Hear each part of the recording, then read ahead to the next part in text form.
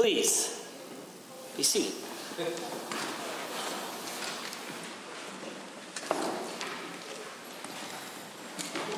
Under Government Bills and Orders for third reading, Bill 20, Real Estate Amendment Act 2020. Honourable Mr. Glubish. The Honourable the Minister of Service, Alberta.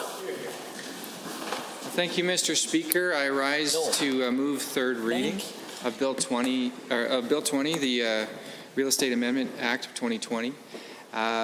We've had some good debate on this bill in this House this week, and I'm just really excited to be moving to this final stage of the legislative process for what I believe is some very sensible policy, some very important governance reform that ultimately will restore Albertans' faith and trust in their real estate regulator by increasing transparency and bringing forward good governance back to the regulator that has in recent history been plagued by significant dysfunction.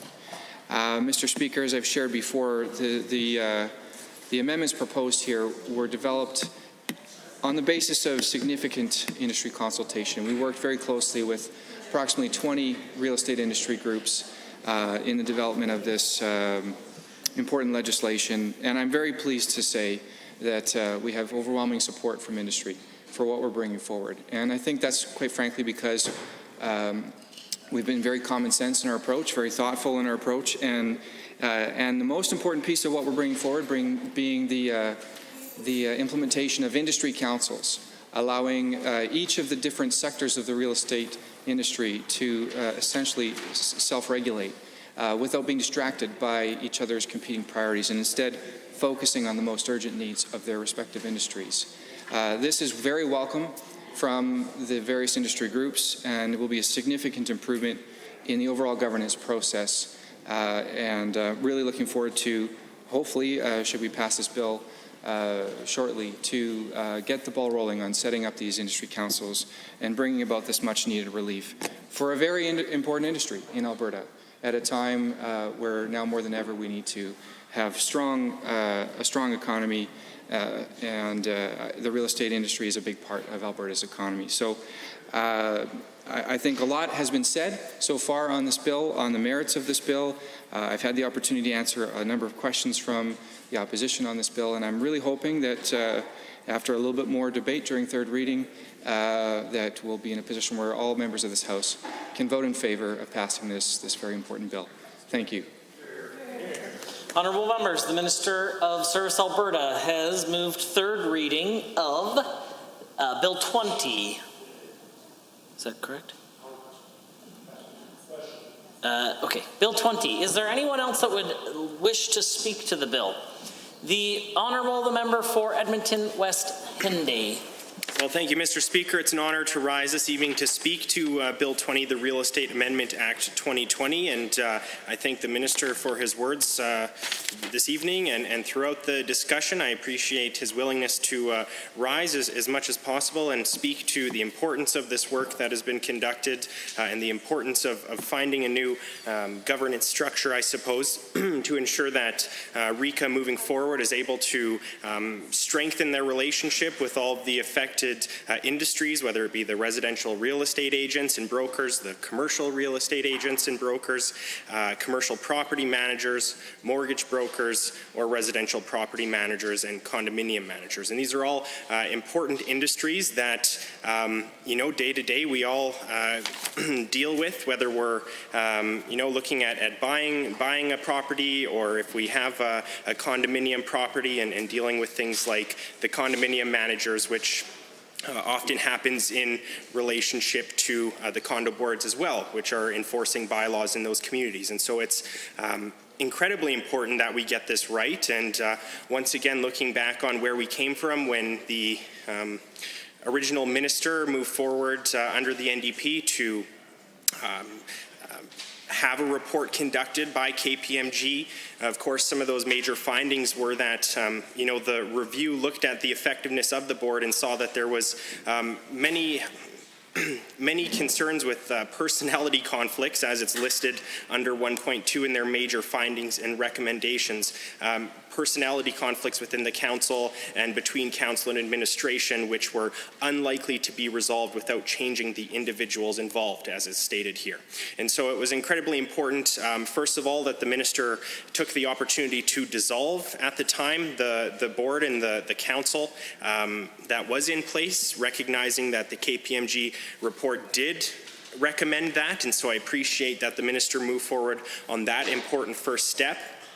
And I supported the minister at that time, and I continue to support the minister overall in what we see here in Bill 20. And further in that KPMG report, we saw that, as the minister mentioned, a majority of the time the council was spending most of its time on interpersonal relationships and on administration concerns and issues, which is not the proper function of this council by any means. It should be spent on ensuring that whether it be the real estate agents and brokers or property managers, condominium owners, whichever relationship we're talking about, ensuring the effectiveness of the council and board, and ensuring that it is doing its best to represent the interested stakeholders as well as the consumers that are involved in these industries as well. And so once again, I appreciate that.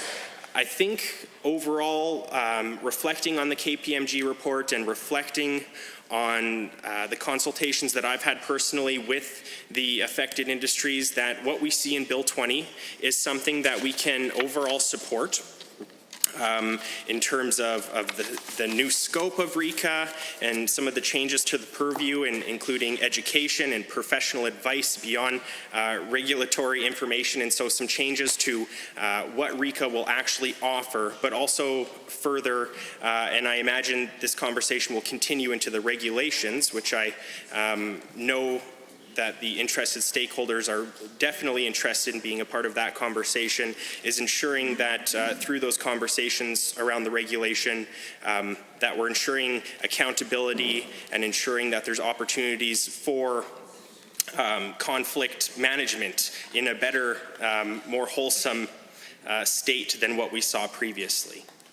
And so once again, looking back at the KPMG report, it shows that council members were spending a disproportionate amount of time discussing governance matters. Approximately 80% of the motions brought to council over the last 3 years, from obviously looking back before the KPMG report came out, that the council over those 3 years, 80% was spent on administrative or governance issues in comparison to 20% of decisions pertaining to strategic or regulatory matters. And I think some of my colleagues brought up the fact that it was mentioned in the discussions, and the minister brought up the fact that there was conversations around red tape and fonts on advertisements, which is not necessarily something that these organizations should be so much focused on. I'm sure that's a conversation that can happen, but I think that there's definitely more important things that need to be considered. And so, looking at the I would call it improved structure of this,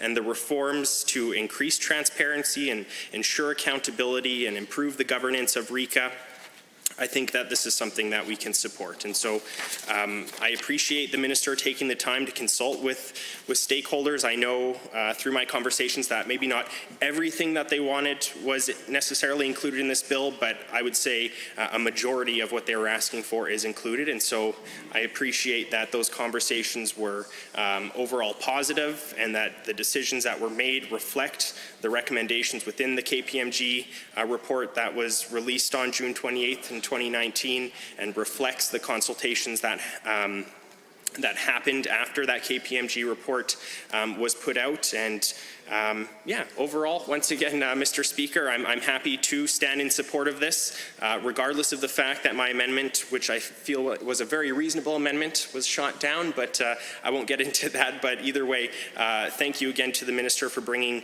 this legislation forward. I look forward to seeing how the relationship within RECA can be strengthened moving forward. Thank you.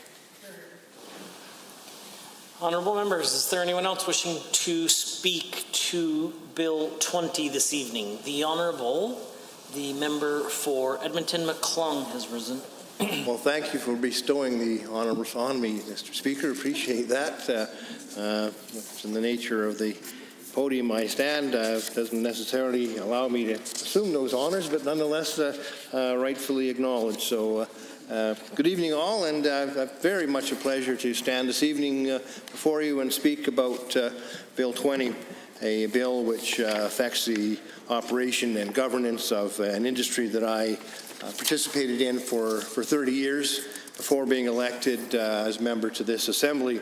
So of course I will have some insight into the industry that other members may not have, and of course it was known to me before I was elected that there was issues with respect to RECA and its governance, and certainly it became heightened and intensified after I was elected and sat on the government side of the House with the members of the industry, knowing full well that I had the experience and understanding of how the industry was operating, real estate, and of course the other arms of the industry that were governed by RECA. And it was not uncommon, let me say, for me to hear directly from individuals, whether it be at a public function or simply by private communication, about the inner workings of things that were happening with respect to that council. So, you know, it was my role as an MLA, or even early on, to take those concerns forward and make sure that the rumblings were accounted for. And ultimately, over the course of time, what we did as a government was implement, put the wheels in motion for a full review of RECA, which, of course, brought forward the fruit of the KPMG report, upon which much of the current minister's reforms are based. And it's, I think, goes without saying that it's truly unfortunate that the problems with RECA went on as long as they did, to the extent that you know, people on that council and those affected by it would literally be in tears. And it's not a happy scene when you've got a governing council of a major industry which has roughly 15,000 members and more, seems to be... I hesitate to interrupt. However, there's lots of spaces available in the legislature for private conversations. The chamber, however, is not one of them. If you would like to have private conversations that are loud enough for the speaker to hear, perhaps you do that in the lounges, because the only one with the floor is the honourable member for Edmonton-McClellan. I really thank you for that, Mr. Speaker, because it is a very important evening for me, and many of my colleagues I know are watching and listening intently to this final debate on Bill 20, which will be in place for a long time, and they're hoping earnestly that the reforms being made by the minister today through this legislation will be long-standing and positive in nature, and will allow the council and governance to go forward and do what they want to do, and that's act as a body that seeks to improve the real estate industry, the other industries governed by RECA, for the benefit of the consumer as well as the industry members and the public in general. So I thank you for allowing me the full and open floor to spend a little bit of time speaking about the bill itself and some of the concerns that are still out there about it. I know I received some communications from long-standing industry members, particularly from the real estate field, and there was a definite concern expressed about kind of the unwieldiness of the council itself, and the fact that it has so many government-appointed members. 11 government-appointed members is something that a number of the industry members are concerned about and wonder if indeed that will make this council unwieldy. But by and large, Mr. Speaker, they're willing to give it the benefit of the doubt and to see how this operates, knowing that in the world out there, most governing bodies, whether they be corporate bodies or appointed councils or elected councils, do operate in the interests of the organization and the individuals who they are either elected or appointed to represent. There can be governance issues from time to time, but generally speaking, they don't get out of hand or are not left as long as the RICA governing council problems were left to dissolve into a situation which left no resort other than to dissolve the council. And one of the outstanding issues of concern that I had, and it was shared by some industry members, is the actual length of time that the former executive director actually held the executive directorship for. It's a total of 22 years. And while it's not totally exceptional for that type of position to be occupied by somebody for that length of time, because governance models and organizations do evolve over a period of years, and it takes time to implement a new regime and then to perhaps adapt and operate it. But there is a desire, I think, amongst all industry members who are governed by this council to ensure that no future executive director ever has such control over the council. I know in terms of the operation of the council, the executive director is the employee of the council. They have the opportunity to vote to remove that individual according to the terms of the contract that may be in place and existing legislation. But indeed, that didn't happen for a variety of reasons I won't go into here. So it is a concern, and certainly will be something that's watched by industry members as a new executive director is put in place and as new councillors are appointed, that we don't devolve into the same type of, I call it a fiefdom situation that we had under the old RICA council with its former executive director.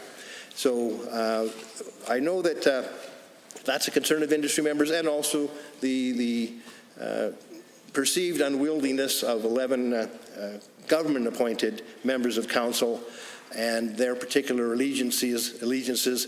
I share a concern with many industry members who spoke with me that at the very least it is hoped that all appointees will have a base of knowledge in the areas of the four industry types that the council will regulate. Not just be appointees made for political purposes, but appointees who were there to serve and to implement their knowledge of either past board governance experience or even industry experience that they can impart and bring to the table to benefit the service that they render to industry members and the public as they pursue their governance of the industries that they serve. So I know that it was a happy circumstance, Mr. Speaker, that the RICA will no longer deliver licensing education, and it will revert to, I believe, the Alberta Real Estate Association.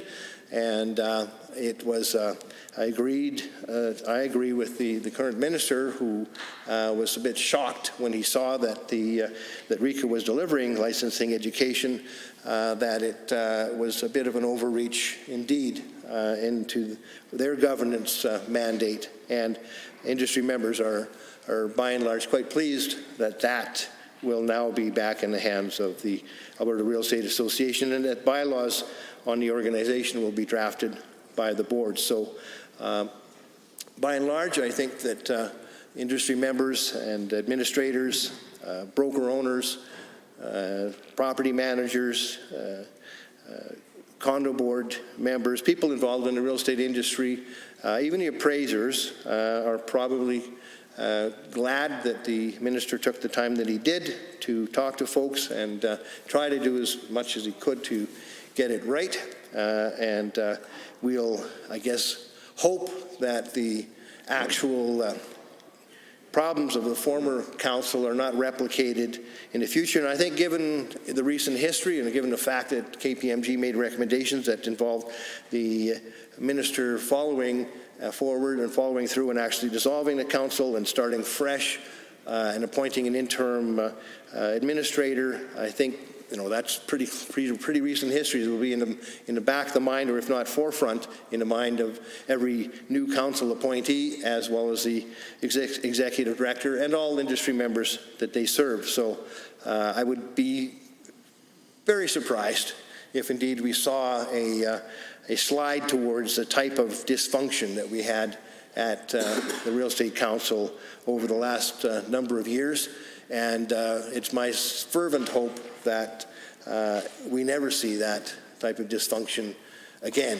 And realtors and industry members, whether they be the mortgage brokers or formerly the appraisers or condominium property managers, look each day to get up to do the very best they can to serve their clients, and certainly don't get up hoping to have to fight a battle with the governing body of their industry, and that's the last thing that they want to do. So I know that everyone in the industry is hoping that they could just go about their business and seek to serve the population that wishes to partake of their services, and look to give back to the community they serve as well as to the industry they belong to, by improving it in terms of its service to the public and industry members, and bringing forward solutions to an ever-evolving platform that we are working in now. I know that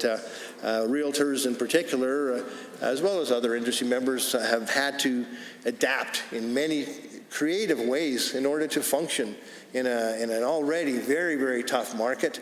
And that creativity, that entrepreneurship that I've been part of for 30 years is something that is a hallmark of the real estate industry, as well as those that serve it, and the mortgage broker appraisal industry. And the adaptation and innovation will not stop. I know that as we find that the COVID-19 pandemic is still with us over time, we will see that industry members will do everything they can to protect their customers, their clients, and certainly not relax their adherence to any safety guidelines, any health-related safety guidelines that are designed to protect their clients and the customers and people around them, and also the many service businesses that attend to the needs of the transaction,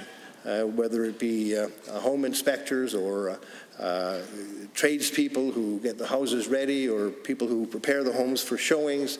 All those folks and behind the scenes also have to be considered when you're trying to operate in a new format that many different businesses, including the real estate industry, have found themselves having to adapt to.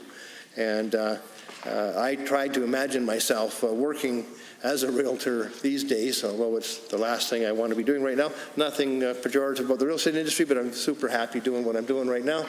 No place I'd rather be other than, of course, to your right, Mr. Speaker. But that will come in due course, as they say. So, with a lot of work and a lot of effort.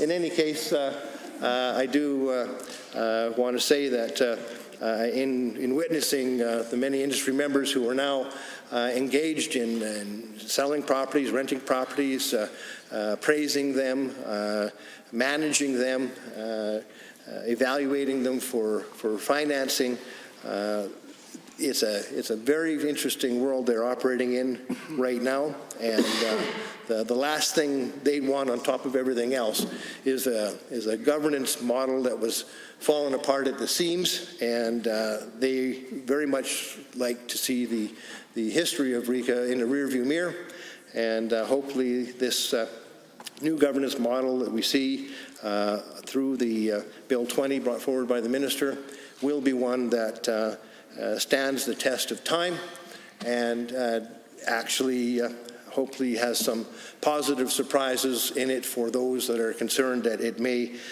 suffer some of the same deficiencies as the last governance model and the last executive director. But as I say, most, if not all, of those that even expressed some reservations about those two issues were willing to give it the fair test of time and look forward to their doubts being allayed. Thank you. Standing Order 29-2A is available. If anyone has a brief question or comment, the Honourable Member for Lac Saint and Parkland is risen. Yeah, thank you, Mr. Speaker. Actually, I want to cede more time to the member of McClung. I'm not sure if he was crossing the floor when he had mentioned that comment about being on the right side of you, Mr. Speaker. I don't think that was the case. But my colleague oftentimes gets up and talks about the farming side of things. This area I know is definitely his background in the real estate, and I would actually like to hear more, honestly and genuinely, since it's his background. So if he could. The Honourable Member would like to. He's more than welcome to. The Honourable Member for Edmonton McClung.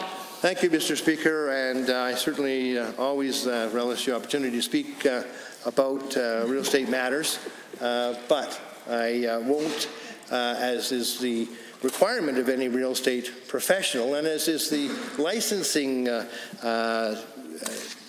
requirement, especially now. Of course, when I was elected, my license was parked right away to avoid any conflict of interest at the urging of the ethics commissioner. However, it didn't take any real urging. It was something that was just common sense.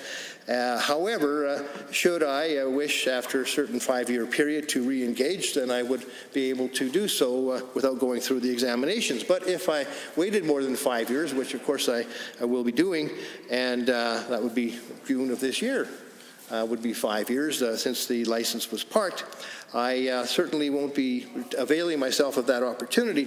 But the reason I go down this road is because now, of course, if I was to have to do the licensing all over again, it would be compartmentalized, and I would only be able to practice in those areas, Mr. Speaker, that I was actually licensed in. So I'd have to do the coursework all over again to be individually licensed to practice in those areas of competence. So with that said, in response to the member for Lac Saint Anne and other environs, I must say that I won't contravene the ethics of the real estate industry by speaking at length about an area of competence that I wouldn't be licensed to operate in, that being the agricultural sector.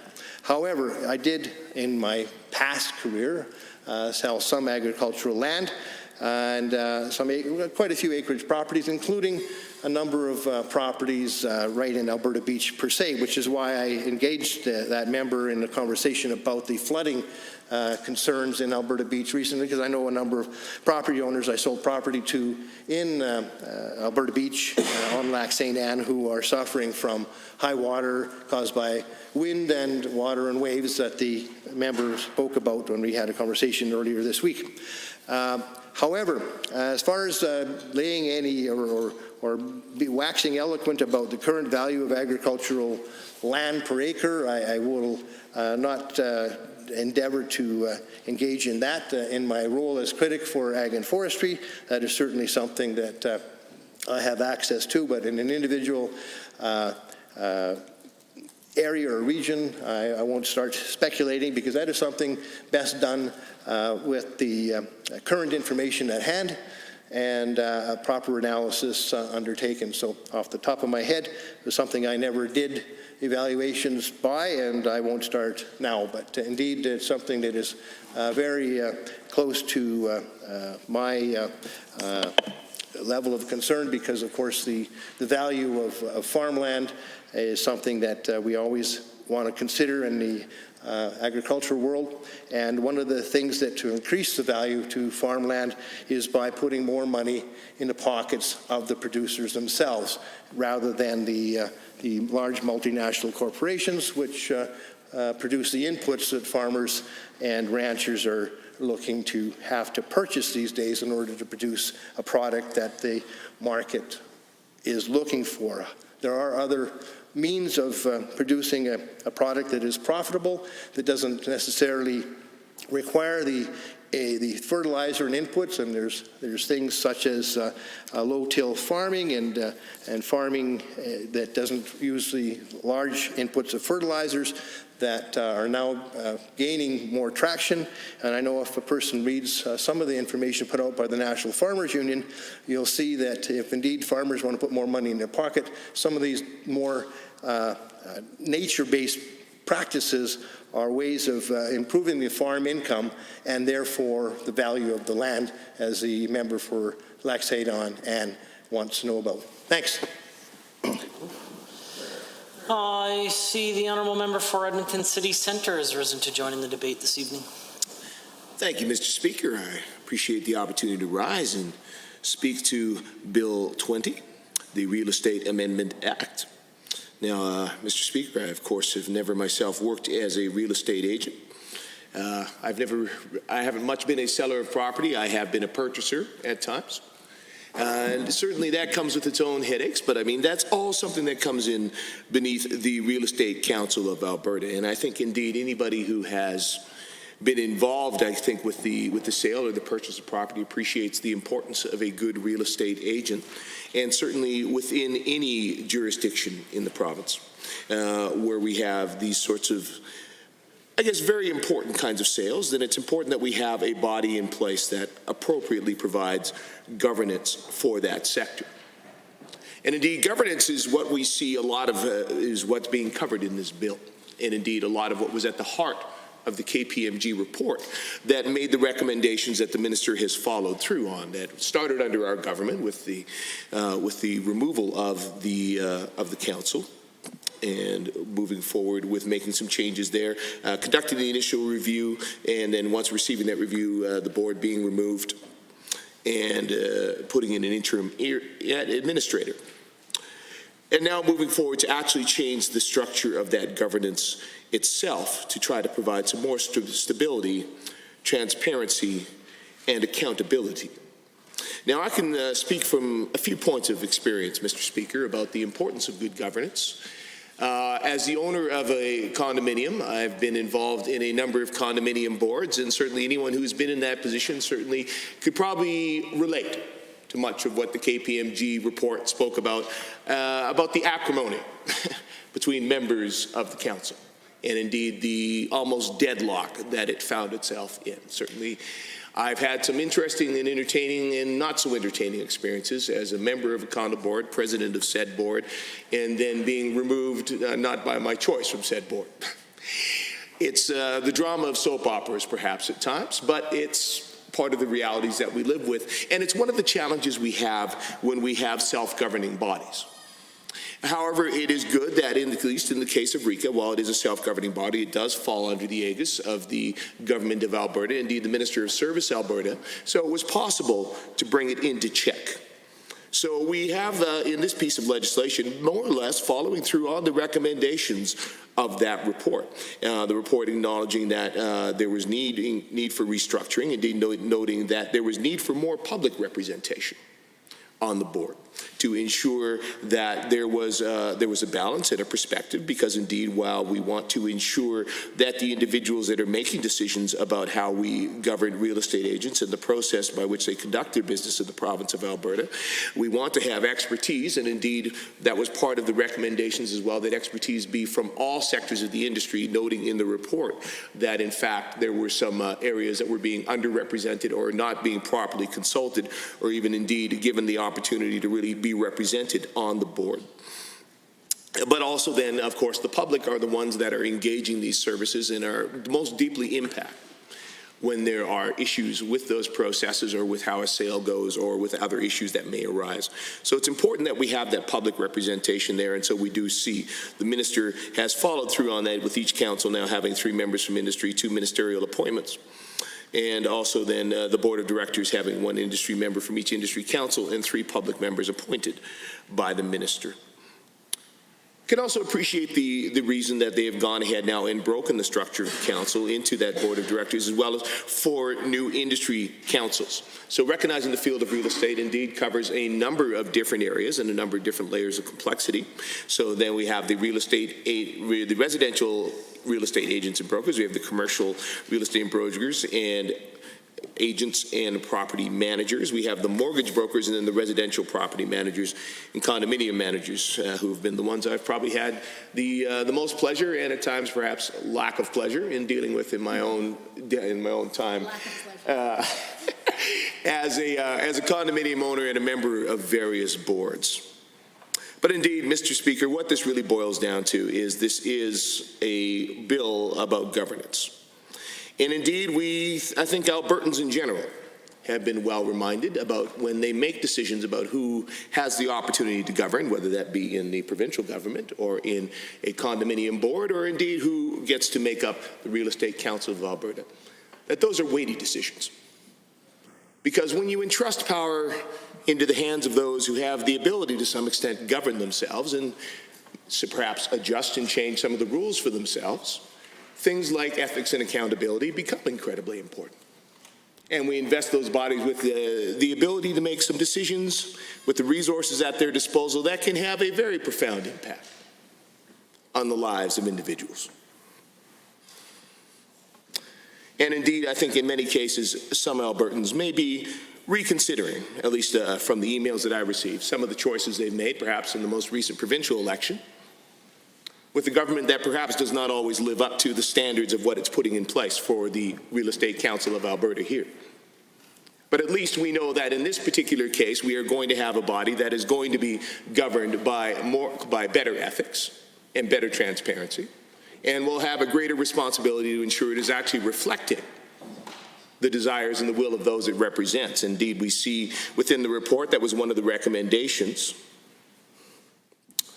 that the council needed to be more accountable to its membership and more representative, because indeed we saw that they did not have constructive relationships with many of their industry associations as a self-regulatory body, and lacked representation. Indeed, in many cases was failing to consult with those whom its decisions would impact.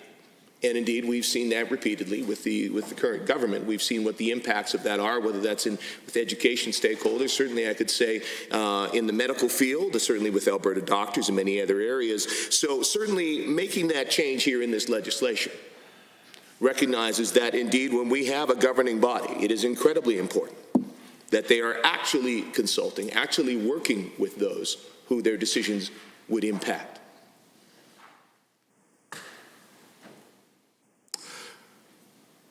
So further in the report then from KPMG, we saw that, of course, as I said, there were the concerns around the minimal public representation on the council and a particular industry association's ability to control the majority of the council member appointments contributing to those challenges. And indeed, that's more or less the method, Mr. Speaker, by which I found myself no longer a member of my condominium board. So certainly when you have individuals who can control a majority of the situation, then they can make those sorts of decisions, and certainly they can choose to stack things in a manner which is most to their favor. So in this case, we saw that was happening with the Real Estate Council of Alberta. So now we have the changes that have been brought in place through this legislation by the minister in response to the report from KPMG, which now actually mandates the specific makeup of the different parts, ensures that all councils and all of the different sectors within the real estate industry have fair representation and the opportunity to have their voice heard, and indeed equal representation to ensure that decisions that are made indeed reflect what is best for all involved and reflect all points of view. So we do have new business and financial reporting requirements to improve RECA's transparency and accountability, both to industry, government, and the public. We have the mandatory governance training and dispute resolution procedures, and certainly that's important work as well. I know those are things that have been made available as well, I know, to condominium boards and other organizations, because certainly that's one of the biggest challenges, is that while individuals may have expertise in particular areas of industry, having said expertise does not necessarily make them knowledgeable about collaboration, or indeed working with other people, or indeed how to properly structure and function in a board setting. So having that mandatory training and indeed dispute resolution is incredibly important to ensure that we find ways to resolve things that don't involve recrimination or other problems that just deepen and worsen the relationships, as we saw with RECA, where it got to the point where it was utterly dysfunctional and unable to move forward. some improved intervention measures that will help give the minister some of the tools needed to ensure that RECA is meeting its commitments and delivers on its duties. That's important. And then, of course, now with condominium managers being added to the group. So I appreciate this legislation. I appreciate that the minister has followed through on the work that our government began, and I look forward to the member from Calgary-Klein finds this amusing. The fact is that, in fact, our government did commission the original report. We did take the first steps on this, and then when this government came in, they had the opportunity to continue that work. I'm not quite sure why the member finds that amusing, but to each his own. So I'm happy that the minister was able to follow through on the process that our government began, and indeed now bring forward the legislation which completes that process and ensures that we have the balance that is appropriate with RECA. So I look forward to having the chance to vote on this legislation. Thank you, Mr. Speaker. Honourable members, Standing Order 2928 is available. If anyone has a brief question or comment, perhaps the Honourable Member for Calgary-Falconridge might have a question. He sounded a lot like there may have been a cell phone violation from the Honourable Member. Or perhaps it was Lethbridge East or Grand Prairie. I'm sure on the honor system, someone will be more than happy to make a charitable donation to a charity of your choice, should that be required. Is there anyone that would like to ask a brief question or comment under Standing Order 29-2A? Seeing none, is there anyone else wishing to join in the debate for third reading? The Honourable Member for Edmonton South has risen. Thank you, Mr. Speaker. It's a pleasure to rise today and speak the third reading of Bill 20, the Real Estate Amendment Act 2020. And I think my colleagues here in the opposition have spoken at some length already to our general pleasure with this bill and our general support of this bill. And I think I want to reiterate that we are well aware of some of the governance and administrative issues in RECA and the Real Estate Council of Alberta. And indeed, that is why our former government, the former NDP government, did commission the KPMG report to look into the oversight of RECA, and I mean, I think it's certainly positive to see what the minister brought forward in terms of things like dissolving RECA's board, which was recommended in the KPMG report, and bringing forward this legislation to sort of establish this new governance body. I think that's overall generally very positive. I think certainly we had some concerns, and I won't belabor the point too much, Mr. Speaker. And I mean, we did introduce a couple amendments that unfortunately, or a amendment that unfortunately was not accepted here by this place, Mr. Speaker, and that's okay.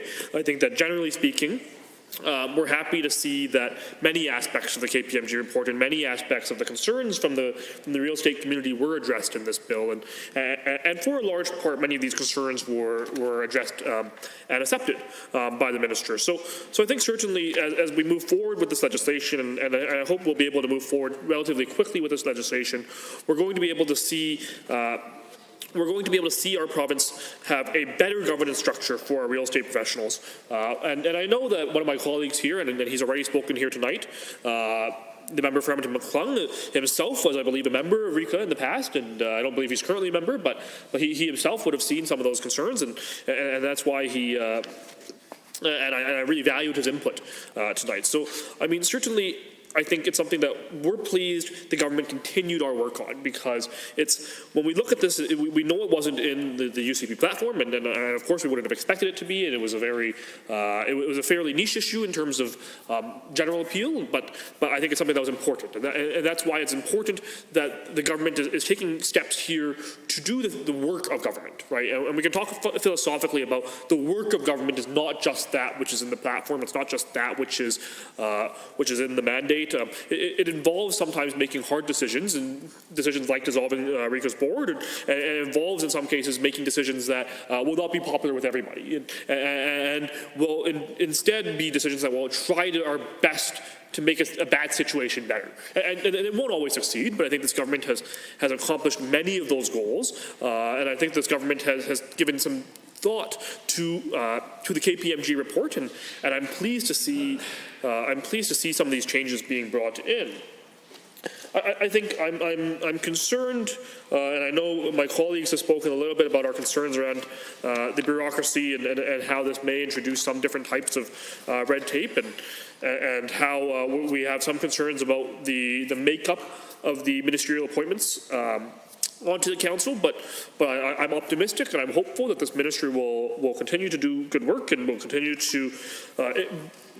to have a meaningful look on who should sit on the council and who would be able to provide value to the council. So, I mean, I'm pretty pleased with what we're seeing here today. I'm pretty pleased in terms of the general makeup. I'm pretty pleased in terms of what we're accomplishing. And I'm pretty pleased that this government sees sometimes that it's not just about politics, right? That sometimes it's not just about grandstanding, and sometimes it's not about making overt and ostentatious gestures. And instead, sometimes we have to introduce legislation that is going to make a difference, that is going to, in a small way, improve our province, improve a large portion of professionals in our province, and indeed actually improve governance of our province. And I'm optimistic that even though it's not in the legislation, I'm optimistic that the makeup of the council and the minister will appoint to the council credible persons and credible persons who will have who have the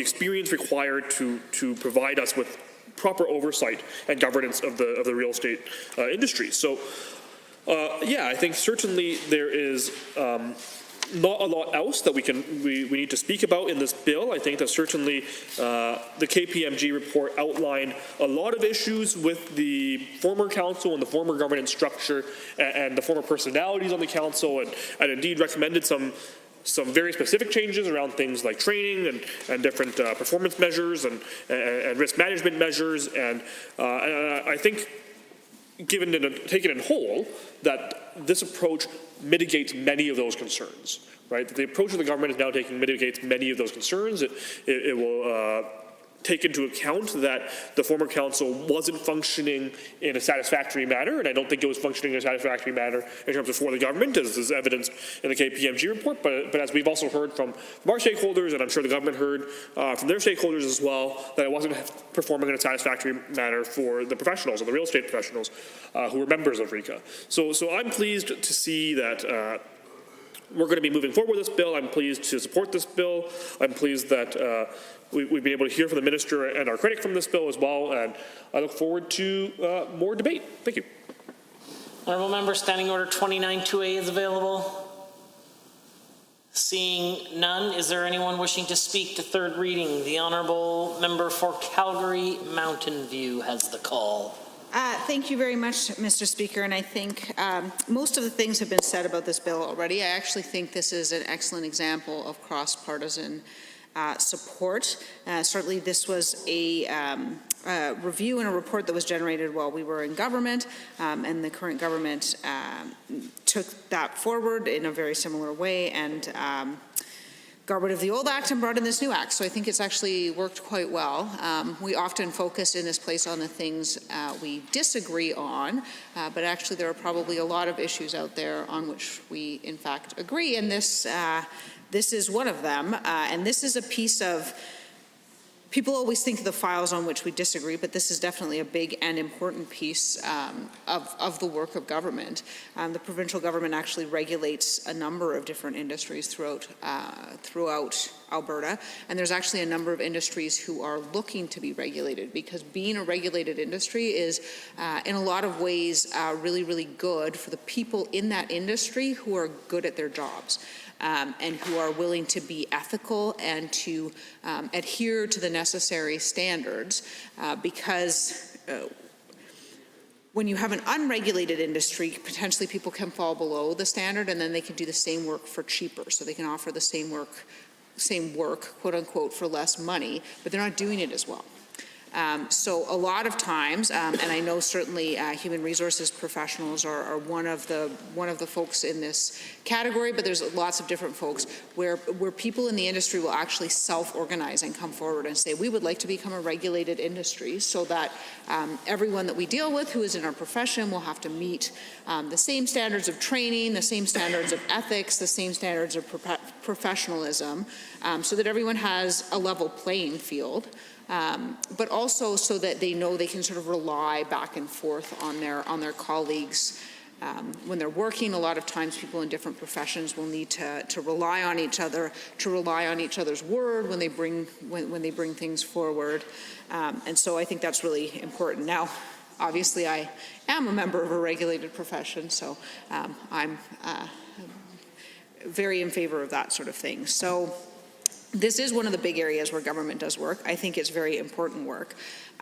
The challenge, of course, with this board as it was functioning previously was that, well, it kind of wasn't. So that was a big challenge, and I think it really is.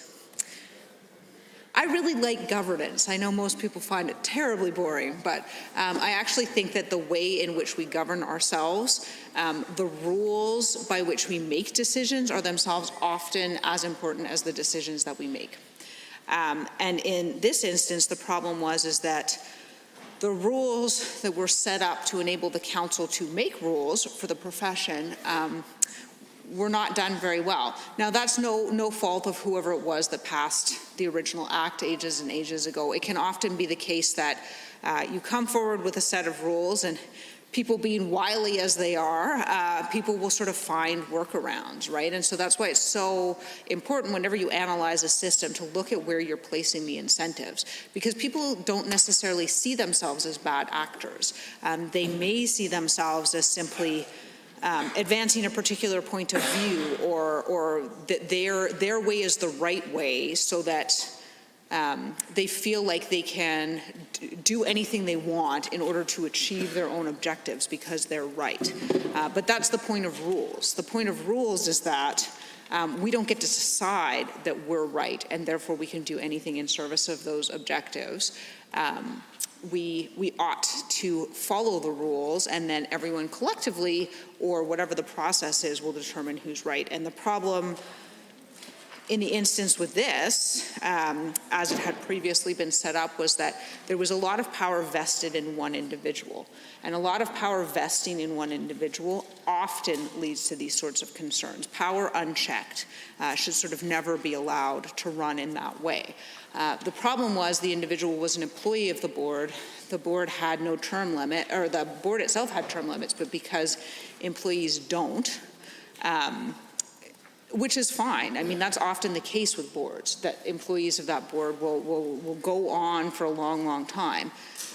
But if you also give that employee who is answerable to the board the ability to pick who chairs committee on the board, and then only those who have chaired committee can chair the board, you essentially give that individual the ability to vet who can achieve superior power on the board. And those with superior power are ultimately the only person to whom that individual is answerable. So what it creates is sort of a feedback loop where that individual gets to pick who is their boss. And so anyone else who objects to the way in which they're doing things, again, I'm not in a position to go back and say who was right and who was wrong. But what I can say is that that is a bad governance system. Because regardless of who was right and who was wrong, if someone raises a question, a legitimate question, and in this case that's what happened, and that person is sort of punished and pushed out and treated unfairly simply for raising a question, that's not something that should happen. We shouldn't set up our governance systems so that that is possible, because that is deeply unfair.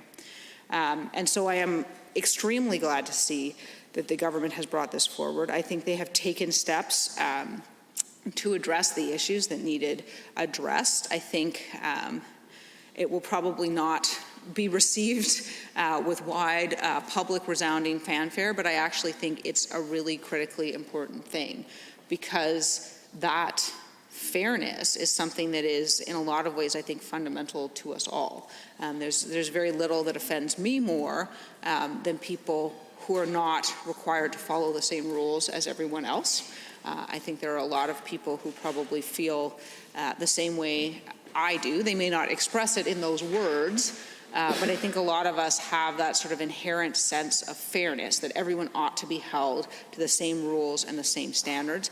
I think this will go a long way to achieve that. It will give everyone equal opportunity, everyone in the profession, an equal opportunity to serve on the board. Once they are serving on the board, they will have an equal opportunity to sort of rise on the board. And I think that's really good, because everyone in a profession should have an interest in how it's governed. And so everyone should have the opportunity to come forward, and they should have the opportunity to come forward and ask whatever questions they want, and pursue what they see as the right in whatever way that they want, and all be held to the same rules and not be punished for that. So that, I think, is all I have to say about that.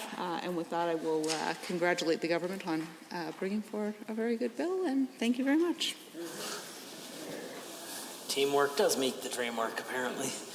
Standing Order 29-2A is available if anyone would like to provide a brief question or comment.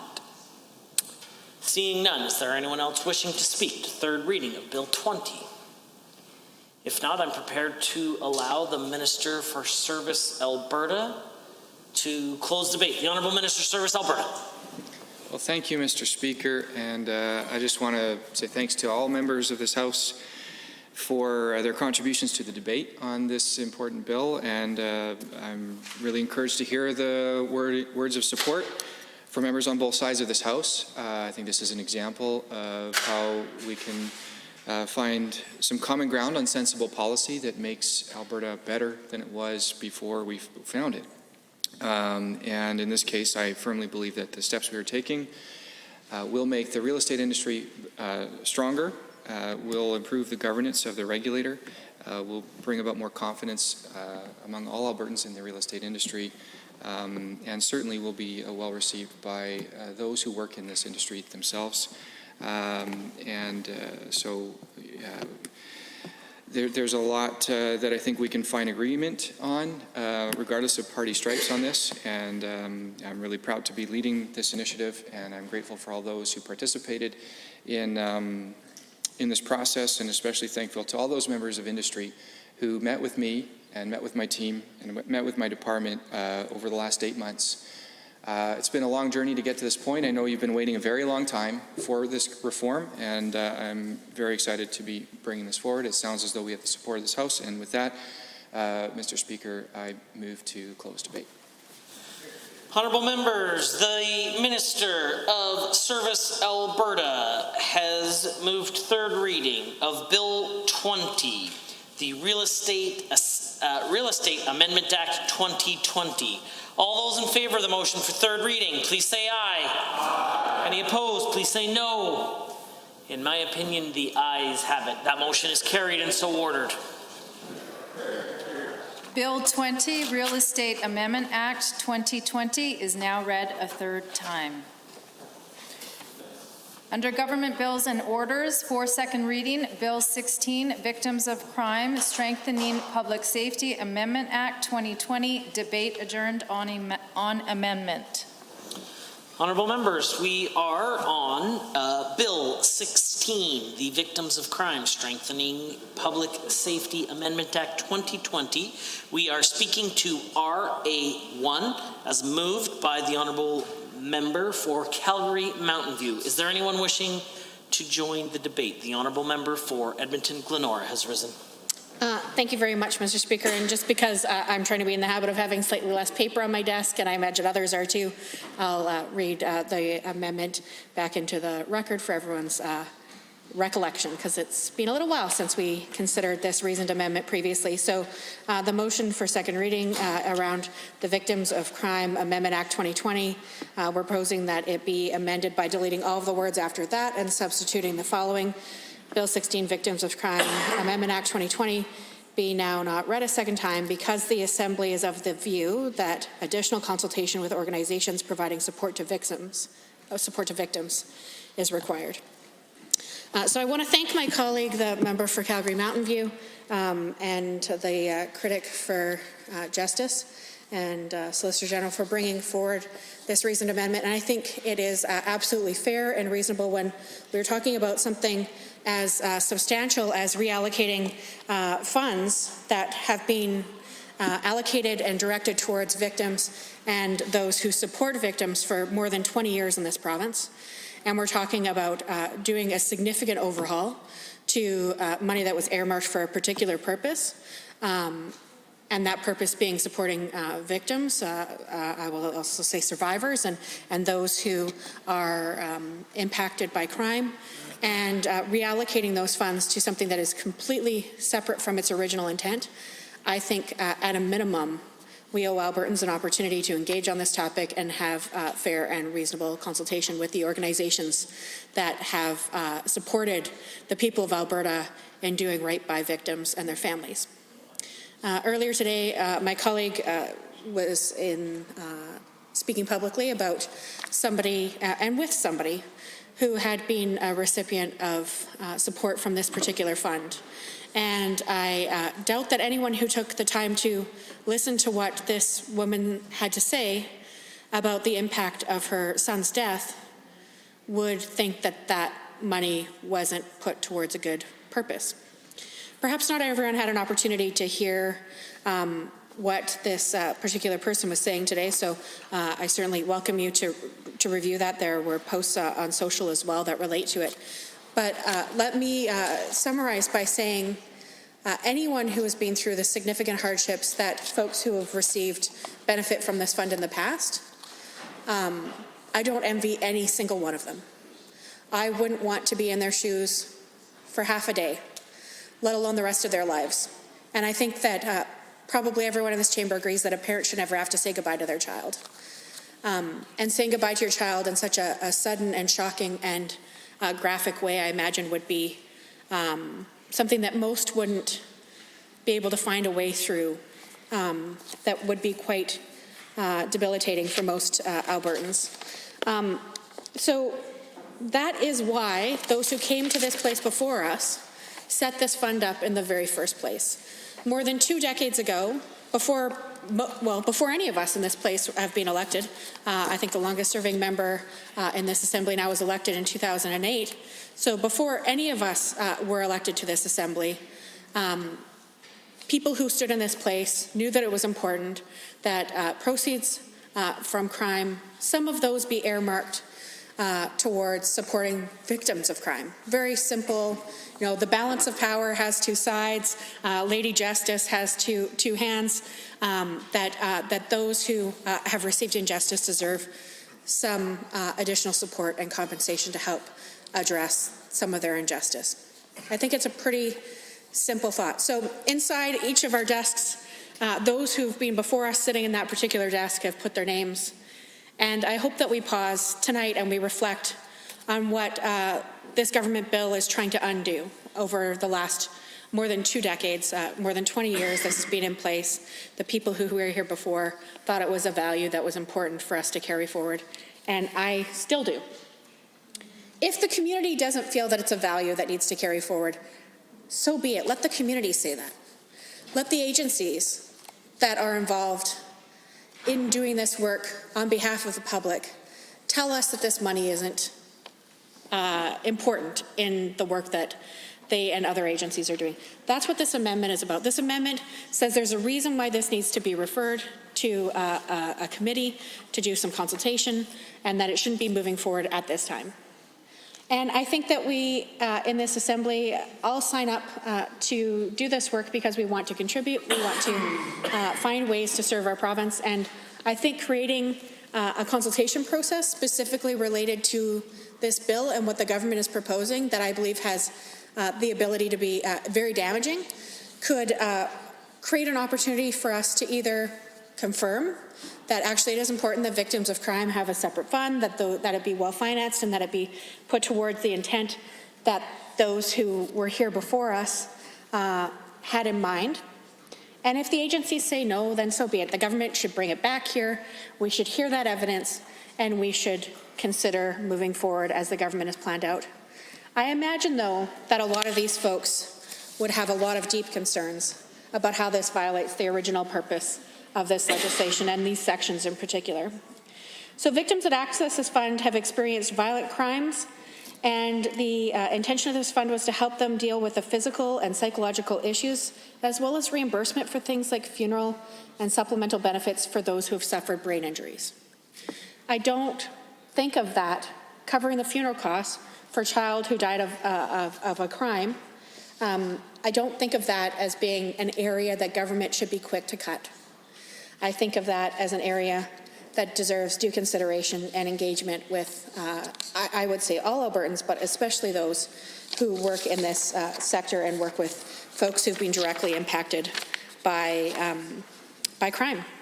Another example of something that I believe is changing in this legislation is that somebody who witnessed a homicide would be entitled to receive some support up to a one-time payment of up to $5,000 to help, again, with some of the impacts of experiencing a trauma of that sort, and being able to help with some additional costs and pressures that they might be living with. And this was written far before inflationary pressures and counseling costs were as high as they are today. Obviously, there has been inflation in our province over many, many years, and $5,000 probably doesn't cover all the counseling sessions that one might want, but it definitely could go towards a significant portion to help one deal with such an offense, I would say. So again, I think that it is fair and reasonable for this to be considered. I think that consultation is something that the former Wild Rose used to criticize the government for not being as thorough on as they would have liked. And I would like to see the government of today lead by the example that they called on others to fulfill by passing this amendment for the reasons that were stated around engaging community and specifically agencies in this decision before it becomes something in the history books that undoes the 20-year legacy that I think we should be proud of in this province. Rather than trying to take money from victims, I think we should think about how we can support and strengthen survivors and their family members so that we can all live in a province where we don't exploit those who are already down. So for that reason, I think that we should enthusiastically support the reasoned amendment as brought forward by my colleague, the member for Calgary Mountain View. Thank you, Mr. Speaker. Honourable members, Standing Order 29-2A. The Honourable Member for Edmonton South on 29-2A, or would you like to be on the amendment? On 29-2A, just very briefly. Perfect. The Honourable Member for Edmonton South. And perhaps just to, I just want to assist my colleague from Edmonton, Lenora. I think she mentioned earlier in her speech that no member here had been elected prior to 2008, and I believe that's actually untrue. Our colleague from Edmonton Northwest was elected first here in 2004, so I'd like it on the record that indeed some members have been here for quite some time. Member for Edmonton Glenora. Thank you very much, Mr. Speaker, and to my colleague for that trip down memory lane. As soon as he started talking, I knew exactly who he was speaking of, the member for Edmonton Northwest. There was a little gap in his service, and sometimes because I'm adding up years, I don't think about the original date of election, but absolutely he was the first of us elected. And this bill has been in place in Alberta even longer than my colleague for Edmonton Northwest has been elected. So this is something that I think this principle of those who've been victims and survivors and their families having some ability to have some recourse and to pay for things simply like a child's funeral once they've passed away. Not a lot of parents save up for their kids' funerals, to be very frank, and they shouldn't have to.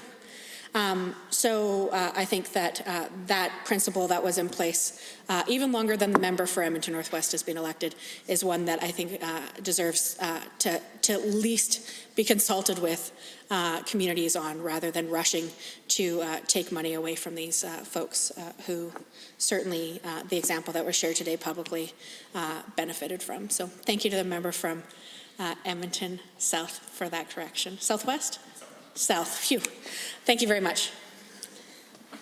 Is there anyone else wishing to raise a brief question or comment on Standing Order 29-2A? Seeing none, is there anyone else that would like to speak to the reasoned amendment? The Honourable Member for Edmonton Decor. Well, thank you, Mr. Speaker. Appreciate the opportunity to rise this evening and speak to the recent amendment brought forward by the member from Calgary Mountain View about why we should take a pause on this bill and get an opportunity with which to take a second look at this. And so there's a couple things I want to bring up. And I briefly mentioned these earlier in discussion around this bill. And again, thankfully, the member from Calgary Mountain View brought this recent amendment forward so that we could address this. And so the first thing I want to talk about is why there seems to be a reason for wanting to reallocate the funds from the victims of crime. And so looking at it and some of the things that have been brought forward by the government around what we could be looking at allocating those funds to, things like alert, rapid force, drug treatment courts, and of course the hiring of more Crown prosecutors. And so, like my colleague from Edmonton, Glenora, had mentioned a little bit earlier, you know, do we really need to be taking money from victims of crime when we could be looking at other avenues for maybe finding funds for that? And, you know, maybe I could suggest that we look at, you know, the government's PR war room. I mean, that's spending $30 million of taxpayers' money that, you know, I you know, hate to say this, Mr. Speaker, but couldn't get a logo right. Not even on the first try. It took them a couple. And so, you know, when we're looking at those two choices, the Victims of Crime Fund or that, you know, I question why we're choosing the Victim of Crime Fund. Quite honestly, Mr. Speaker, throughout this first year and a little bit, I've established that you know, each of the ministries within the government have been able to seem to focus on red tape reduction within their ministries, as I think they should. Do we actually need another separate ministry to actually move that work forward? And so I question why we have that.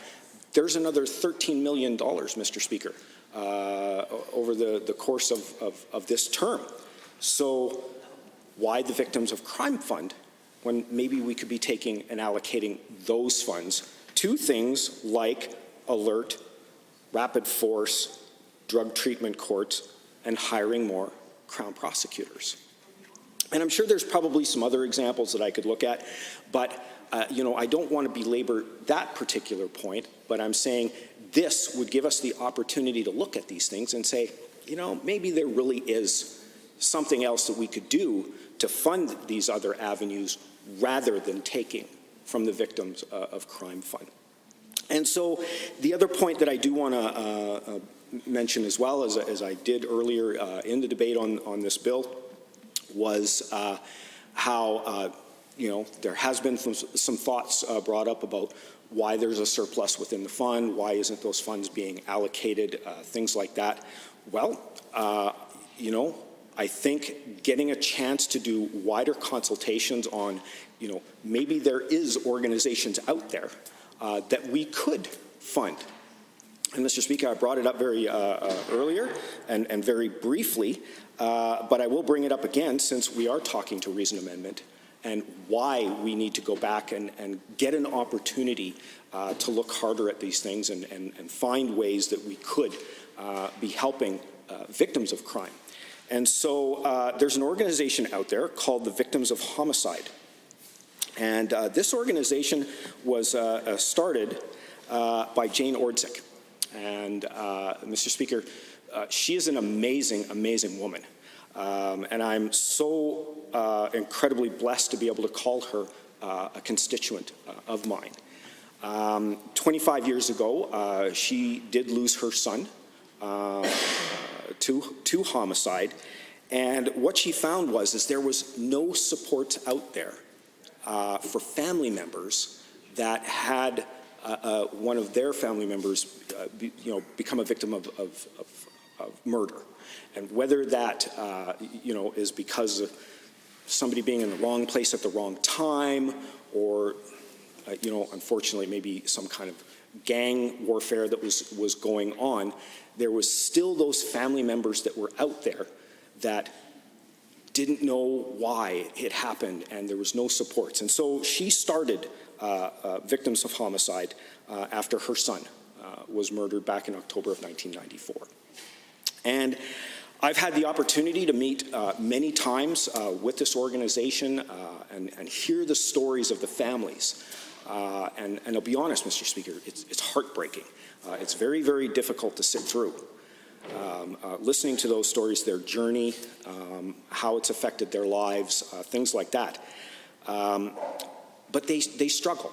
They do struggle to find funding with which to do that outreach work to Albertans, to help them try to maybe make some sense of it, or try to navigate through it, or just simply somebody to be there to listen to their story so that it's not building up inside of them. By taking advantage of this reasoned amendment, we could send that back. We could get the opportunity to hear from those families and from Jane of the victims of homicide, and how maybe the Victims of Crime Fund could be used to fund some of their efforts in what they're doing. And so that would be, in my opinion, a very, very strong reason of why we could grab this opportunity and make those consultations to allow those folks to come speak. The other point I want to bring up here, I always fall back to this. I do this with every single piece of legislation to the best of my ability anyway. I always get hung up on the language. And so as I was looking through Bill 16, here is yet another opportunity to take advantage of this reasoned amendment to rethink some of the language around this. And so, for instance, when I'm looking at page 2 of the bill, Mr. Speaker, in number 4, section 2 is amended, and down into subsection D, where it says victims should receive benefits promptly in accordance with this act and the regulations. I can't help but pause at that word should. So it should happen. Those funds should be allocated. But what happens when they're not? Then we start getting into that area of, it was just one of those delays that happened. But then, a delay of a week that becomes 2 weeks, that becomes a month, that could become 6 months, and then we're still at it. Well, it should have happened. I really think we need to look hard at that. And by taking advantage of the reasoned amendment, we would get the opportunity to look at that and maybe recommend some changes to make this language stronger. Should, in fact, Albertans decide that, after the appropriate consultations, let's use that fund to do all these other things that they've been talking about. We won't worry about anything else. When I look over here at page 3, right at the very top, 1 sub 1, the committee is to consist of at least 3, but not more than 5 members appointed by the minister. Well, Mr. Speaker, hairs on the back of my neck go up a little bit. I have seen the government rather misuse this this form of appointment in terms of patronage appointments. And I really think we should look at that, because I do remember back in the 29th legislature, Mr. Speaker, which you played a very good role in, but in opposition, there was considerable concern around why there was so much power being given to ministers around just that thing, and letting ministers appoint.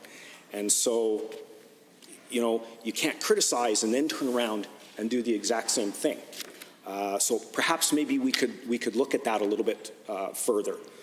Maybe there's a competitive way we could look at that. I don't know, but it would merit that discussion, and by using the reason amendment and taking advantage of that, we could put that one to rest.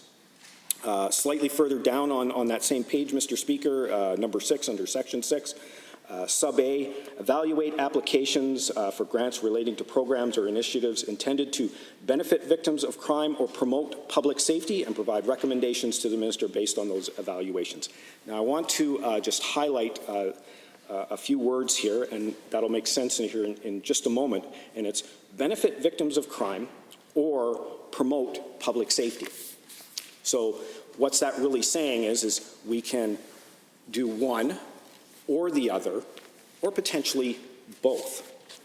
But when I move over to page number 4, under the use of fund, which is number 10, and subsection C, it says, programs and initiatives that benefit victims of crime and promote public safety.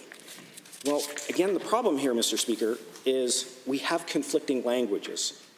So one was saying victims of crime or promote public safety, which means there's potentially a choice. Here's another one that says victims of crime and promote public safety. So when I go back to my earlier discussion around, say, for instance, the victims of homicide, if in somebody's judgment they help benefit the victims of crime, but they, for instance, don't promote public safety, does that mean they get eliminated then because of that? Or is it the other one, they benefit the victims of crime or promote public safety, which would mean they would qualify. So we have conflicting language that's located within the bill, Mr. Speaker.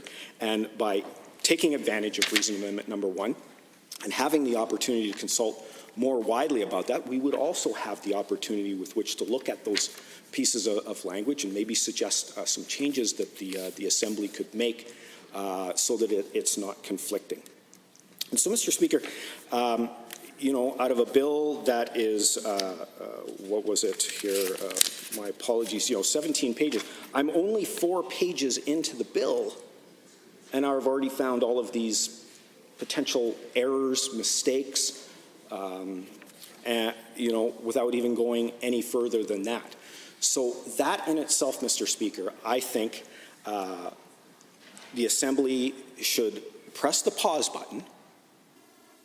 We should take advantage of Reason Amendment number 1, get a chance to look at these things, and offer potential suggestions to strengthen this proposed legislation, maybe offer some other opportunities, as I'd mentioned with an organization like the Victims of Homicide, and understand further why it is we think we need to use the money from that fund to fund things like alert, rapid force, drug treatment courts, and hiring more Crown prosecutors, or if there's better avenues that we could find with which to fund those.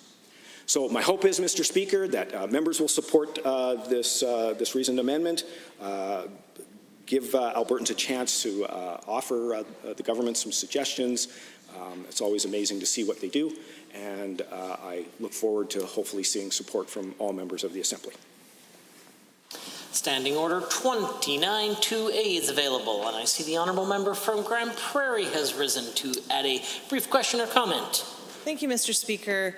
I just wanted to briefly address the Assembly regarding Bill 16 and specifically the amendment. While I don't intend to support the amendment, I do appreciate the comments from the honourable member from Edmonton-Decour. And in particular, I have been appointed as the co-chair to assess the Victims of Crime Fund as we go forward.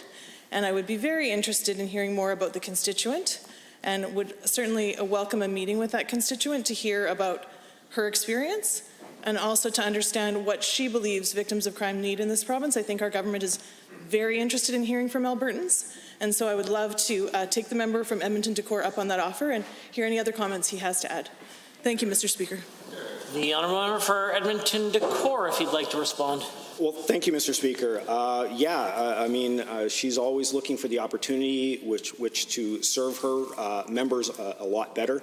As I said, getting a chance to attend one of those meetings, and not only are they in Edmonton, they are in Calgary too. They have a chapter that's down there as well.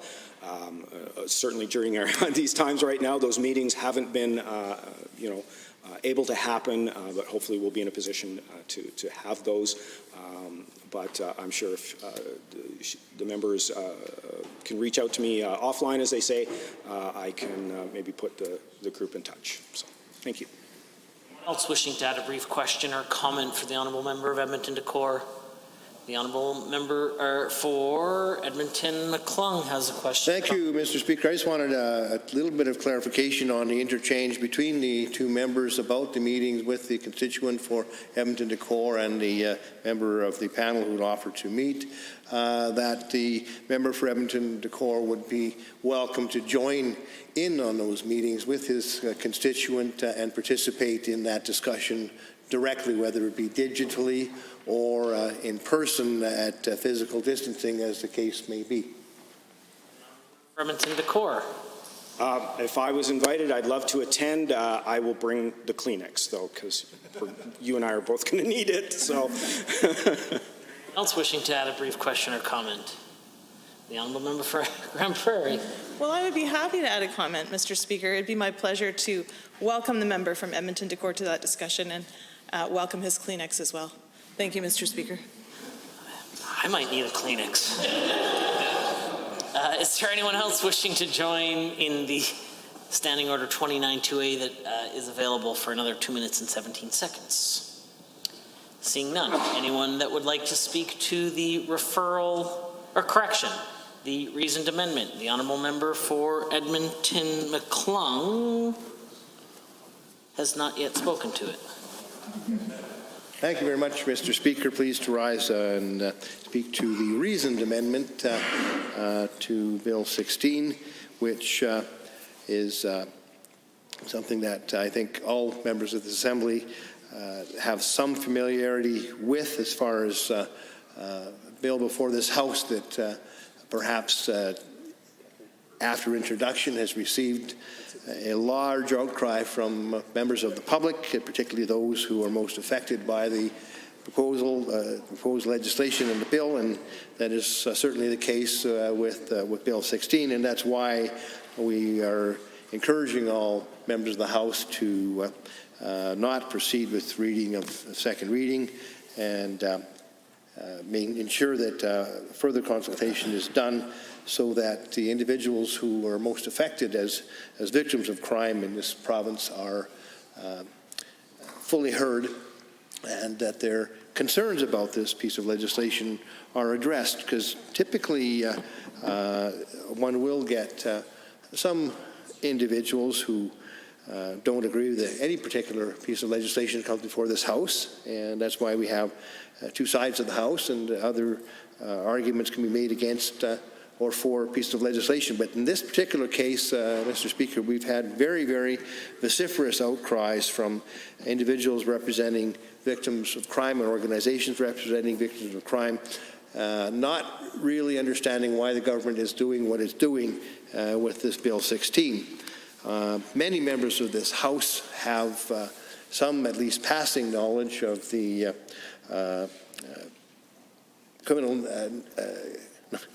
not criminality, but of the criminal justice system in Alberta, whether it be in policing or enforcement or in adjudication or the penal system. I, like many MLAs in the House, had only a volunteer association with the criminal justice system back in the 80s when, during my university days, I volunteered as a court intake unit officer with the Solicitor General's Department, and that involved meeting with individuals who were sentenced to a period of probation in the court of first appearance as a general rule, and I had to visit them in city cells or before they even left the courtroom to have them sign a probation order and assign them to a probation officer. But the element that I also was exposed to there was the participation by their attendants in court of many of the victims whose perpetrators were being judged in court before us. And in the course of those many months, in fact, I did that volunteering for about a year and a half, 2 days, 3 days a week in the mornings, and got a chance to speak informally with many individuals who had become victims of crime. And it was apparent that they certainly didn't feel there were avenues or recourse that were satisfactory to them. And that was my first introduction, Mr. Speaker, to the injustice of crime as far as being a victim is concerned. And in the earlier years, as many families have, we were victimized by having things stolen from our property and a break-in to a garage here and there. But the horrific stories that I heard in court and in the hallways of the courthouse downtown while speaking with victims of crime in my role as a volunteer probation officer was certainly eye-opening. And I know from that first experience that victims of crime want to make sure that they are treated with fairness and respect and equitably. And that is not something, Mr. Speaker, that we're hearing from victims of crime right now in terms of their reaction to Bill 16. Now, there's some long-standing history with the Victims of Crime Fund. It's been supporting community organizations, Indigenous communities, and victim service programming for over 2 decades. And the fundamental principle of the fund, Mr. Speaker, has been to help subsidize programming, training, and services for victims of serious crimes. And the governing party, the UCP, has made it clear that public safety is an issue. However, wrapping it in with the victims of crime does not help the issue. After their cuts to rural policing, it's appalling to see the government is looking to victim services funds to support public safety. Dipping into that fund to help pay for policing services is really counter to everything that fund was designed to do. It's shocking to people who are involved with the Victims of Crime Fund and who look at administering it to see what the government's intention is with respect to the fund. It's left them not only scratching their heads, but really quite angry. The purpose of the crime fund is to serve the victims of crime, not to replace the giant hole the UCP blew in their budget before we were hit with the double economic hardship of the pandemic and the crash in the price of oil. As a result of this proposal in Bill 16, umbrella organizations will be defunded, and those organizations stand with victims of sexual assault. Now, experts are telling us, Mr. Speaker, that as a result of the pandemic, we may be seeing even more instances of domestic violence, particularly against women. This is not the time to be skimming from programs like this. Agencies that have served victims of crime are deeply concerned and have gotten radio silence from the Minister of Justice. And that's why we as an opposition, Mr. Speaker, are coming forward with this reasoned amendment, because those that have been deeply involved for over 20 years with the Victims of Crime Fund are screaming mad and screaming with an inability to understand the government's decision to go ahead in this fashion. It doesn't make any sense to them. Agencies that have served the victims of crime are deeply concerned and not getting answers from the minister. The UCP has made rural municipalities pay for policing, and now they're forcing victims of crime to pay for it as well. Now, this bill takes the funds from victims of crime to pay Jason Kenney and the UCP police force promises. Oh, pardon me, Mr. Speaker. I'll withdraw the name and to say that wildly inappropriate. Oversight. I apologize. Pay for the UCP police force promises, Mr. Speaker.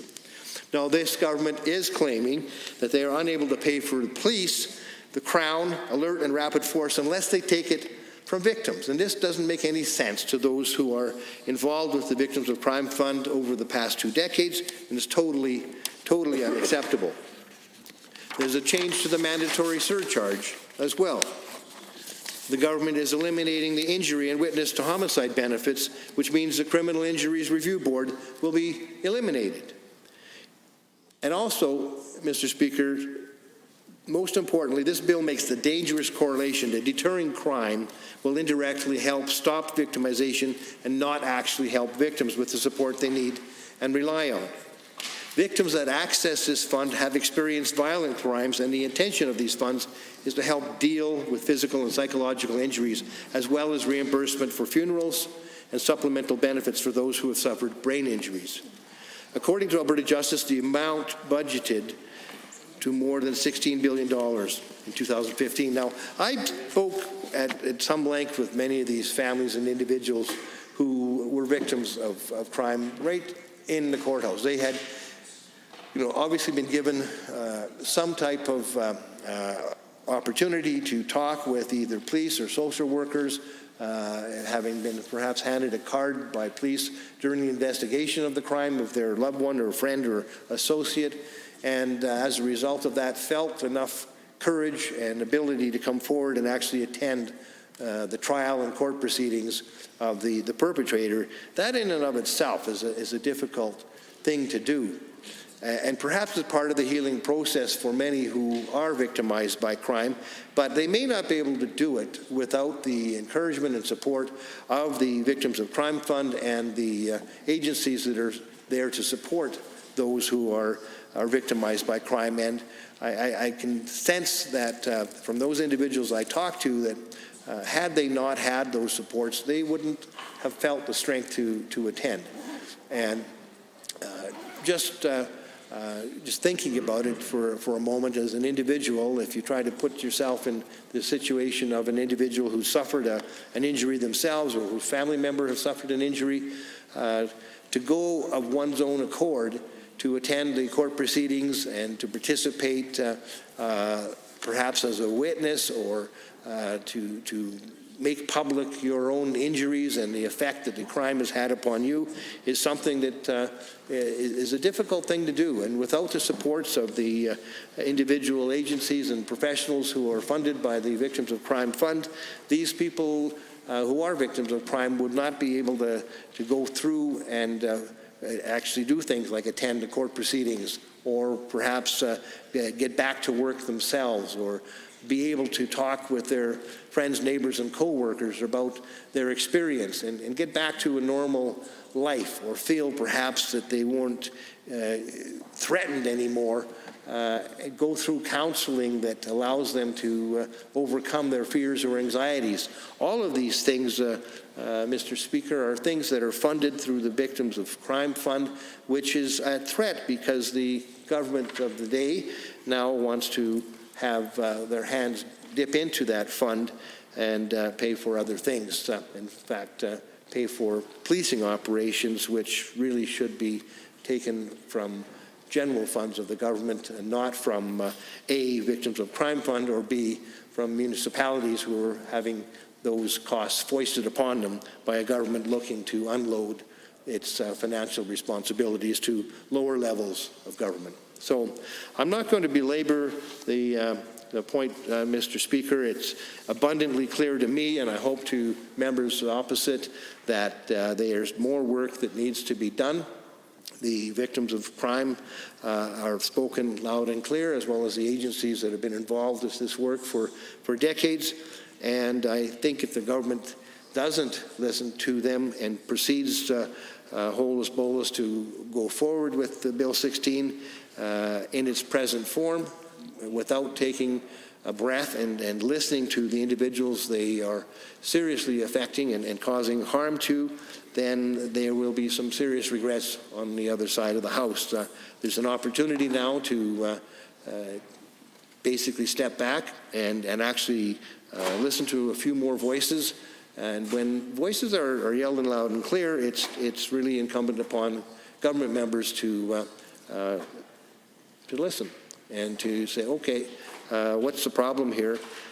People don't yell and scream for nothing. If they're up in arms, there's a reason for it, and it's because they don't feel they've been heard. So, Mr. Speaker, that goes for any government, ours when we were in power, and this one currently, that there's a responsibility to listen to individuals affected by legislation, especially when there's a bill in process and people are saying, please, please, please pull the reins in and don't go ahead with this because it's going to have some deleterious effects on us. And indeed, the members opposite seem to want to invite deleterious effects with many pieces of legislation. This one seems to be another one that follows along in that pathway. And I hope that they stop that pattern with Bill 16 and make a decision to actually accept the recommendations of this amendment and decide not to proceed with second reading. I encourage all members opposite as well as members of my own opposition party to pass this amendment and give the government an opportunity to jump on that horse, whether the horse's name be Tank or whatever else, and cross the stream after a little more time on the other side. Thank you. Standing Order 29-2A is available. I see the Honourable, the Government House Leader has risen to provide a brief question or comment. It will definitely be a brief question or comment with the 5 minutes that I have under Standing Order 29-2A. Mr. Speaker, I did enjoy the Honourable Member's comments. Not sure if I agreed with most of them, but well articulated before the House this evening. I also think I have to say he looks great sitting in the Leader of the Opposition's chair. I do hope he considers running for leader in the upcoming leadership race for the NDP. I don't have a membership, Mr. Speaker, in the NDP, so I can't vote for him, but I do wish him the best of luck when that comes. I understand, Mr. Speaker, that we have a reasoned amendment before the Chamber that we're debating at this moment. The member has expressed his concerns with moving on legislation too fast before the Chamber, Mr. Speaker. I personally disagree with that assessment, but that's fair that he feels that way, Mr. Speaker. But there's another thing that should concern you when it comes to process within the legislature or government's process, and that's going too slow. And Mr. Speaker, you and I had the privilege of sitting in the opposition benches in the 29th legislature, and I'm sure you will recall how slow the now official opposition, then NDP government, was when it came to crime in general. The NDP did nothing on rural crime, nothing on crime at all, Mr. Speaker. In fact, mocked my constituents and many rural constituents, including yours, Mr. Speaker, when they raised concerns about crime, and they took absolutely no action to help people that were being victimized all across this province, Mr. Speaker. And that's a concern if a government will take no action for multiple years, not to mention the behavior of mocking those individuals or ignoring the fact that they're going through serious situations where they're being victimized. But, Mr. Speaker, what do you expect from a government who once referred to the NDP government, I want to be clear, not Alberta's current government, but the NDP government who once referred to Albertans as Chicken Little, or had a leader who's still their leader who told them to take the bus. When they complained about the carbon tax, Mr. Speaker. So the reality is, Mr. Speaker, if we were to pass this amendment, we would continue to delay action for victims of crime. And we would continue to delay action for people that have been asking the Alberta government all the way back to when the NDP was Alberta's government for action, Mr. Speaker. And this side of the House will not allow that to happen anymore. Mr. Speaker, we made a commitment to Albertans. We would not be like the NDP and ignore rural crime. We would not be like the NDP and ignore rural Alberta. Mr. Speaker, we know what that means when you do that. The NDP have seen it as you look at their benches with no rural members in their entire caucus. There used to be, Mr. Speaker, many rural members of the NDP caucus, not as many as our caucus even when we were in opposition, but there were members of the government benches in the NDP days that were from rural Alberta, Mr. Speaker. And I can't help but notice they're not here in the 30th legislature. And I think that my rural neighbors sent a pretty clear message to the NDP that not taking action on things like crime and standing up for victims in constituencies like mine and their former colleagues will result in, I think, catastrophic consequences, at least for those members who lost their seats in this chamber and now are resorted to not being able to speak in this chamber tonight. Though, Mr. Speaker, I'm sure they are spending significant time this evening in their new capacity as Twitter trolls for the NDP. So, Mr. Speaker, I will ask the member if he thinks that this makes more sense to take action to defend victims, to finally stand with rural Albertans. This is an opportunity for him to do that, to make up for his behavior when he was in government, for not holding his government to actually make sure that they helped victims of crime. So does he think that that is serious? And would he apologize for his government when they were doing that, not taking action? And how can he justify still continuing that behavior now that he's in opposition? Even if he's running for leader, how could he justify that behavior, Mr. Speaker, by asking us to pass such an amendment that would continue that delay, Mr. Speaker?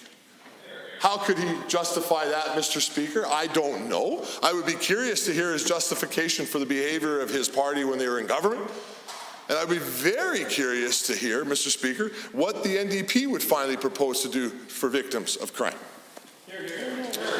The honourable member for Edmonton McClung, should he choose to respond.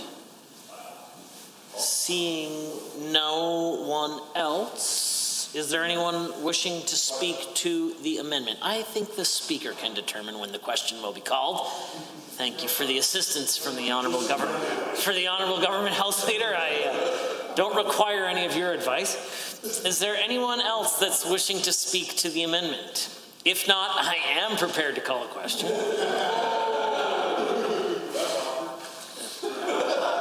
I'll tell you what's awkward. It's when the Honourable Government House Leader heckles the Speaker, because at the end of the day, the Speaker gets to determine what happens to him. Is there anyone else? Seeing none.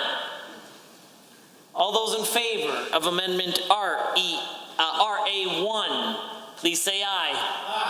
Any opposed, please say no. In my opinion, the noes have it. That is defeated.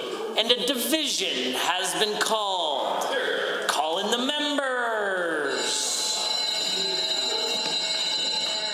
Everybody take a stretch. It looks good on you. It does.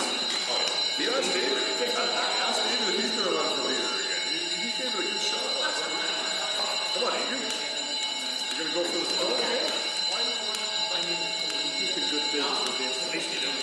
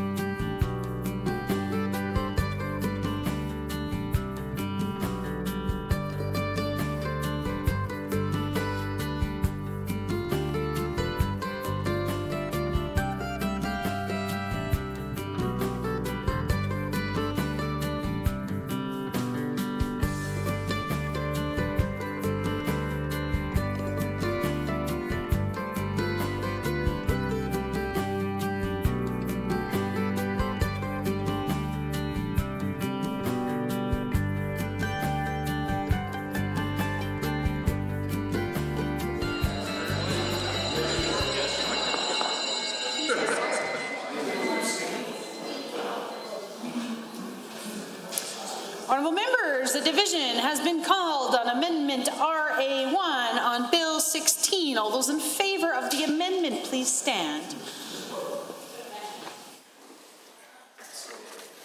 Ms. Scanley, Mr. Dack, Mr. Dang, Mr. Shepherd, Mr. Egan, Mr. Nielsen, Member Hoffman.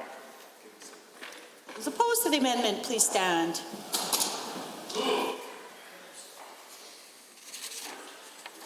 The Honourable Mr. Copping, the Honourable Mr. Panda, the Honourable Mr. Madhu, the Honourable Mr. Nixon, the Honourable Mr. Taves, the Honourable Minister LaGrange, the Honourable Mr. Glubish, Ms. Rosen, Mr. Lowen, the Honourable Mr. Nicolaitis, the Honourable Ms. Pond, Mr. Ellis, Ms. Goodridge, Ms. Armstrong-Hominick, Mr. Jones, Mr. Reid, Ms. Isaac, Mrs. Allard, Mr. Newdorf, Mr. Tour, Mr. Turton, Mr. Williams, Mr. Van Dyken, Mr. Nixon, Mr. Getson, Mr. Long, and Mr. Walker. Madam Speaker, total for the amendment, 7, total against, 27. Honourable members, that amendment appears to be defeated. Are there any other members wishing to speak to Bill 16? I see the Honourable Member for Edmonton Northwest. Well, thank you, Madam Speaker, and it's very nice to see you as well this evening. Speaking on second reading of the Bill 16 Victims of Crime Amendment Act, and I've sort of gained my knowledge and experience of this bill sitting into here debate here over the last number of days. And I found it to be quite edifying and to learn about the Victims of Crime Fund and how it's been supporting community organizations, Indigenous communities, and victim service programming for more than 20 years here in the province of Alberta, and doing quite a magnificent job, really. It's amazing to see the breadth of how victim support has evolved here in the province of Alberta over the last 20 years, and to see how it is a process of rehabilitation and support and giving advice and counseling for people who have been in a traumatic situation. I've also learned through this debate over the last number of days that I see quite clearly how important it is to separate the funding of our policing and our judicial system and this idea of restitution and or support and counseling for victims of crime. If you are combining those two things somehow, I think that it offers some confusion in regards to funding and so forth. And let me just give you a couple of examples that I was thinking of, Madam Speaker, as I listened to other people frame arguments here.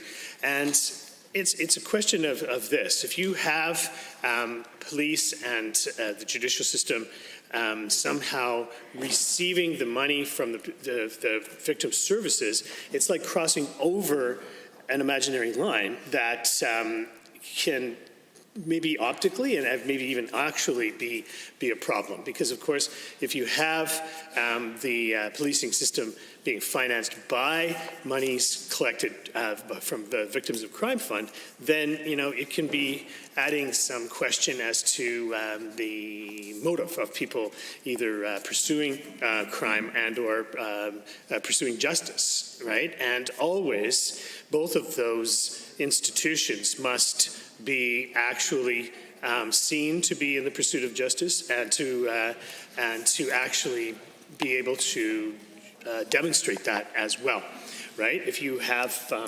somehow any question about that, then it compromises the integrity of both systems. And so I don't think that would be the intention of this bill, but it could be the result of this bill potentially. And I've heard people expressing this argument outside in the general public as well.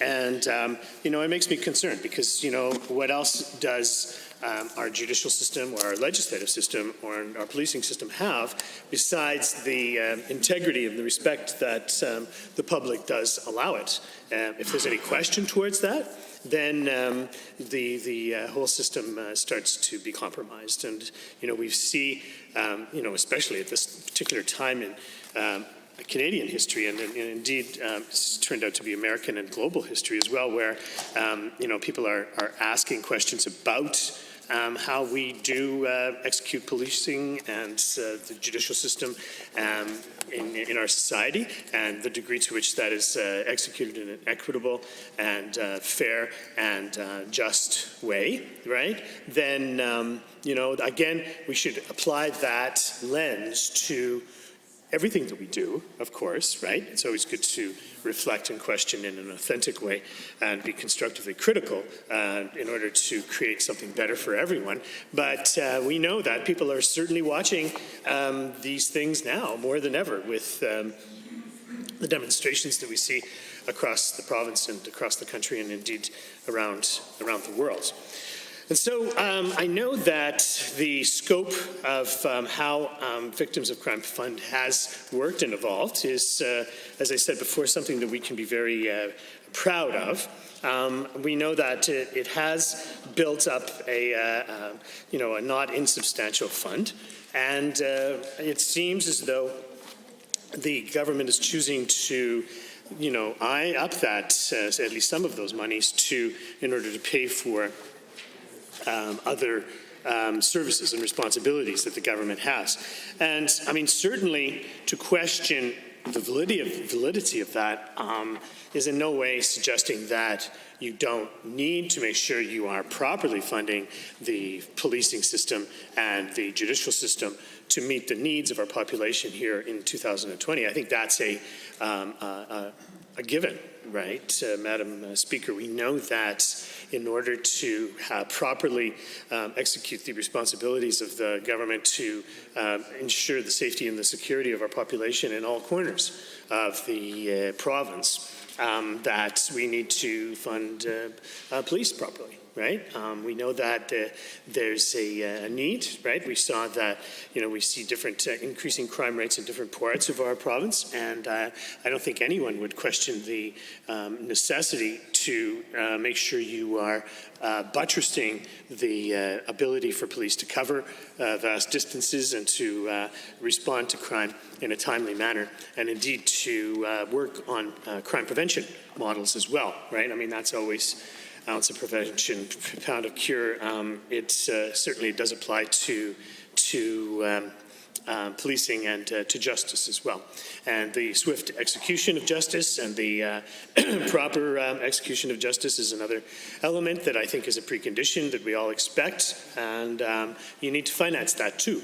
So the question is, how do we finance that? And do we finance some part of that by using the Victims of Crime Fund? And I think categorically, I think that is a problematic choice to make. I think that we've heard pretty loudly and clearly that a lot of institutions, a lot of advocacy groups and people who actually do provide the services that victims of crime do help to finance have expressed quite significant concern about making that categorical shift to suggest that you would use some of those monies to pay for, let's say, policing and or judicial elements to our system as well. I think it's clear enough that when we do have people expressing those concerns, that it's always good to take a sober second look at these things. And so what I am proposing here this evening, Madam Speaker, is an amendment to Bill 16. And as I pass it round, I will read the amendments into the record, if that's okay with you. Yeah, just wait till I have a copy, please. Thank you, sir. Should I proceed? Yeah. Okay, no. So. Just wait till I have Okay, wait till it hits the table. Yeah, of course. Yeah.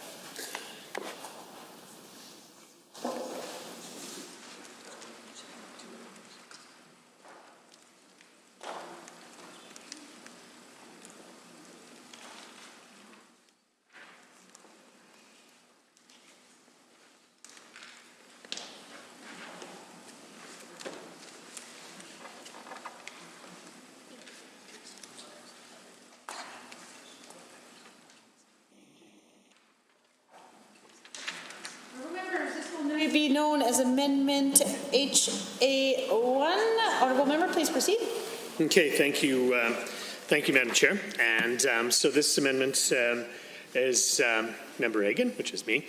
Oh, I said my name. To move the motion on second reading of Bill 16, the Victims of Crime Amendment Act 2020 to be amended by deleting all of the words after that and substituting the following. Bill 16, Victims of Crime Strengthening Public Safety Amendment Act 2020 be not now read a second time, but be read a second time on this day, 6 months hence. And so, again, just looking for a reasonable alternative to moving forward on a categorical change like this of how we do use these monies in the Victims of Crime Fund. I think it's not an insignificant amount of money. I'm just going to pull it out of my memory. Is it $72 million in that fund at this juncture? Something like that. You know, we know that the breadth of how this money is being spent on therapy, on counseling, on restitution, and so forth. We know that these programs have implicit protection under the Alberta Victims of Crime Act and the Canadian Victims of Crime's Bill of Rights. We know that some elements of both of these documents are certainly relevant to this bill. The question of convenience and accessibility, Madam Speaker, all reasonable measures should minimize the inconvenience to the person. The safety and security should be considered at all stages of the justice process.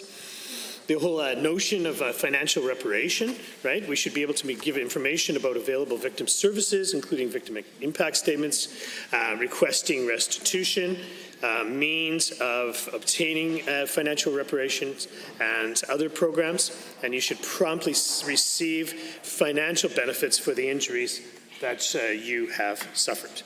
And thirdly, the creation and implementation of programs is, again, the integrity of these things must not be compromised.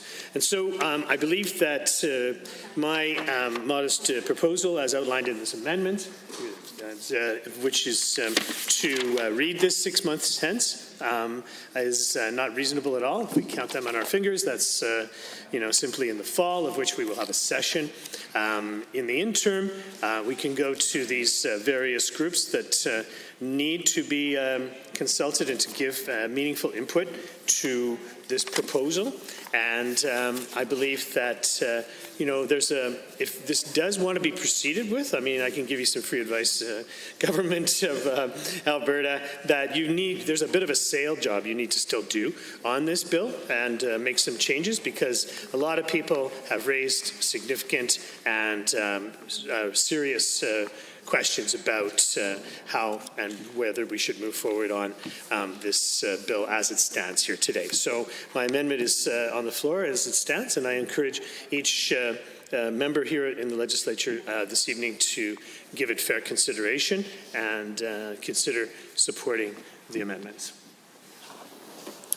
Any members wishing to speak to Standing Order 29-2A? 29-2A? The Honourable Member for Edmonton-Decourt. Thank you, Madam Speaker. The member from Edmonton Northwest had me form a question in my mind. I wonder if you might provide maybe a thought around this. And if we are starting to take money out of the Victims of Crime Fund to pay for various aspects such as, assert and rapid force and whatnot, if we get into a situation where the fund has been depleted for that period of time, how do we start deciding who takes priority? Do we take priority funding more Crown prosecutors, or do we start funding the victims of crime? And I was wondering if maybe the member from Edmonton Northwest might provide some thoughts around that, having been a part of the previous government. Member from Edmonton Northwest. Yeah, I mean, that's a very good question. And again, it goes back to my first point of ensuring the separation of how these two essential programs are financed, right? One should not compromise the other. And indeed, the notion of restitution, I think, is an evolving and important part of the execution of justice in our society.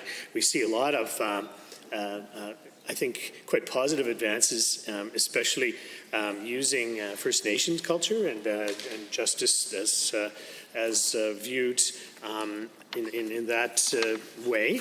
And you need to ensure that the integrity of those kinds of programs are not compromised by the let's say a shortage of money in running our courts or running our policing programs.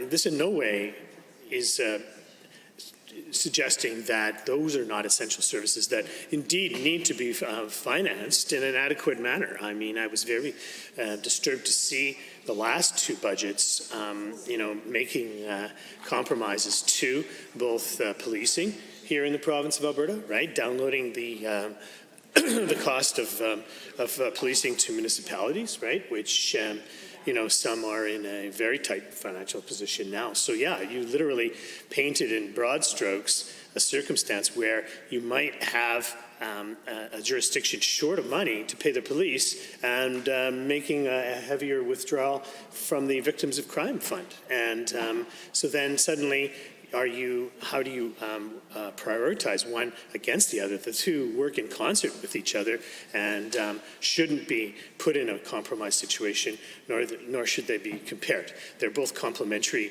ways by which we can dispense justice and seek seek restitution and to seek healing and counseling as well, and to keep people safe, quite frankly. I mean, the very first responsibility, I believe, for any government is to provide safety and security for the inhabitants of whatever area you happen to be governing, right? And so in doing so, you must look at that in the broadest possible way. It's adequate police and a timely reaction to crimes or concerns. It's the swift and fair execution of justice, and it's the fair restitution and counseling and support for victims, right? Those are all three things that must function together, and they shouldn't be in competition with each other. Other members wishing to speak under Standing Order 29-2A? Seeing none. Any other members wishing to speak to Amendment HA1 on Bill 16? I see the Honourable Member for St. Albert. Thank you. It's my pleasure to again speak to this bill, actually to speak to the amendment. And I do think that there are times that it's really important to stop and to really think about what you're doing. Clearly, this government isn't willing to listen to some of the changes that we're suggesting, so we're now saying, just please stop. And there is really the capacity to do a lot of harm with this piece of legislation. But before I do that, I think it's really related to this bill in that the government seems to be framing it as it has to be all this or that, and that, if they don't support the changes that we're recommending about preserving the funds available to victims or the funds available to support victim service organizations, that we don't support any kind of effort to reduce rural crime or crime in municipalities or any crime, actually, which is absolutely incorrect. It is not one thing or the other. These dollars are based on surcharges that are levied, that are collected, that are intended for exactly what the title says, is for victims of crime.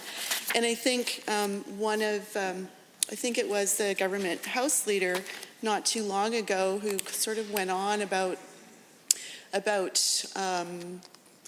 fact that we had not taken rural crime seriously. So I just went back and did a really quick search, and I couldn't remember the details at the time, but Oddly enough, it was reported in the Calgary Sun on July 21st in 2019 that Alberta rural crime rates were falling consistently after 1 year that the NDP government introduced provincial initiatives that were put in place to reduce crime, and actually property crime in rural communities had dropped 9.8% and 6.1% in municipalities.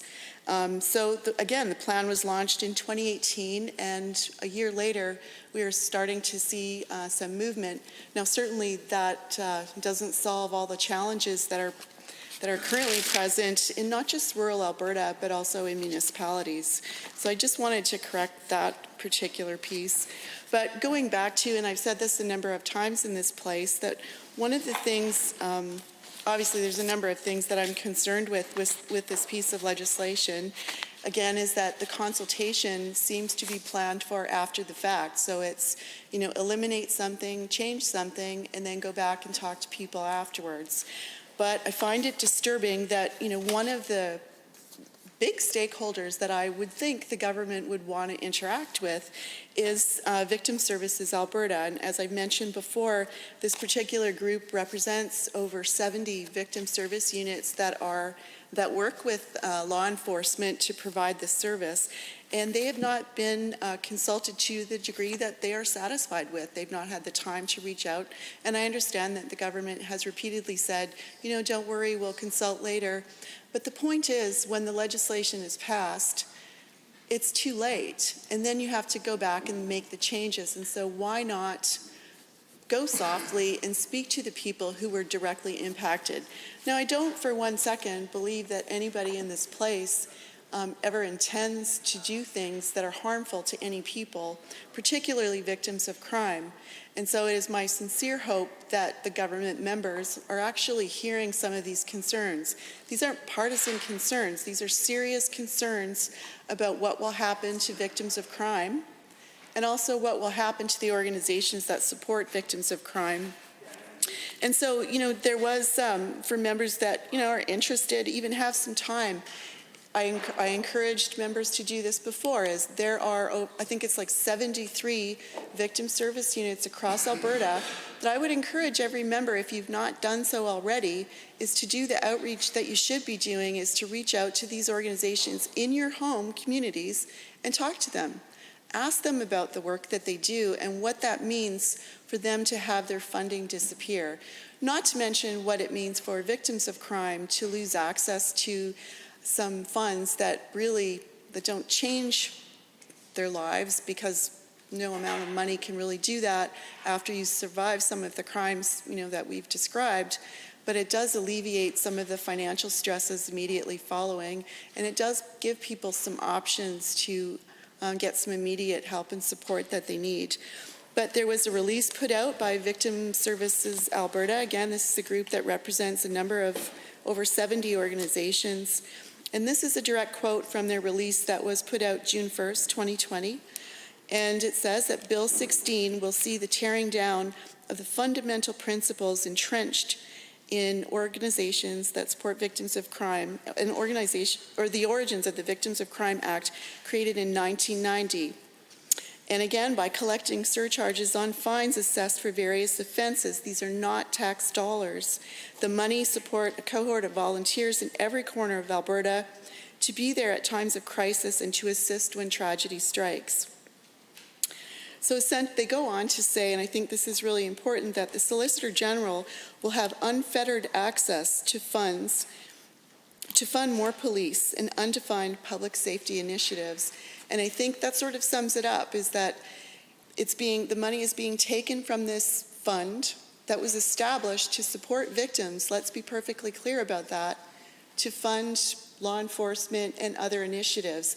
And again, the government seems to be painting it that we don't support initiatives that would look to prevent or reduce crime, which is patently not true, or to support law enforcement, which is also patently not true. These are two separate issues. Both should be funded appropriately. The Victims of Crime Fund was set up for a very specific reason. Again, I have limited experience because I was not a volunteer with the Victim Service Unit for very long. but I can attest to the intense training that is involved for the volunteers that do this work. The training is incredible, and I've said this a number of times, is there's no way as a volunteer, and even with a background in human services, and having been at a number of scenes that were very difficult just in my work life, there's no way that without this important training and the mentoring that goes on in these programs that I would have been able to manage supporting victims of some very serious crimes.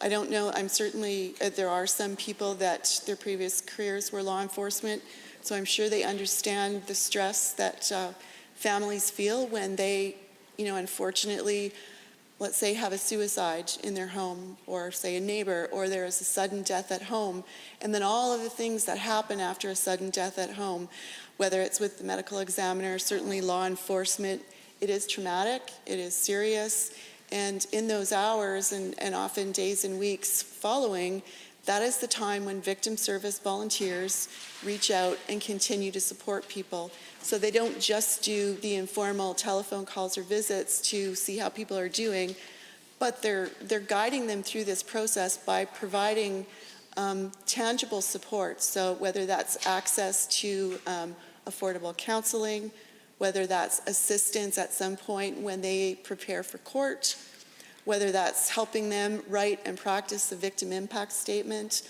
All of these things are jobs, serious jobs that volunteers are trained to do, and that these grants funded by this fund pay for. I outlined some of the costs, and I think it's really important for members to know that the annual grants that these organizations receive are really small. They're not big when you consider the impact of the work and the number of people that volunteer in these services. And for the most part, I was not one of them.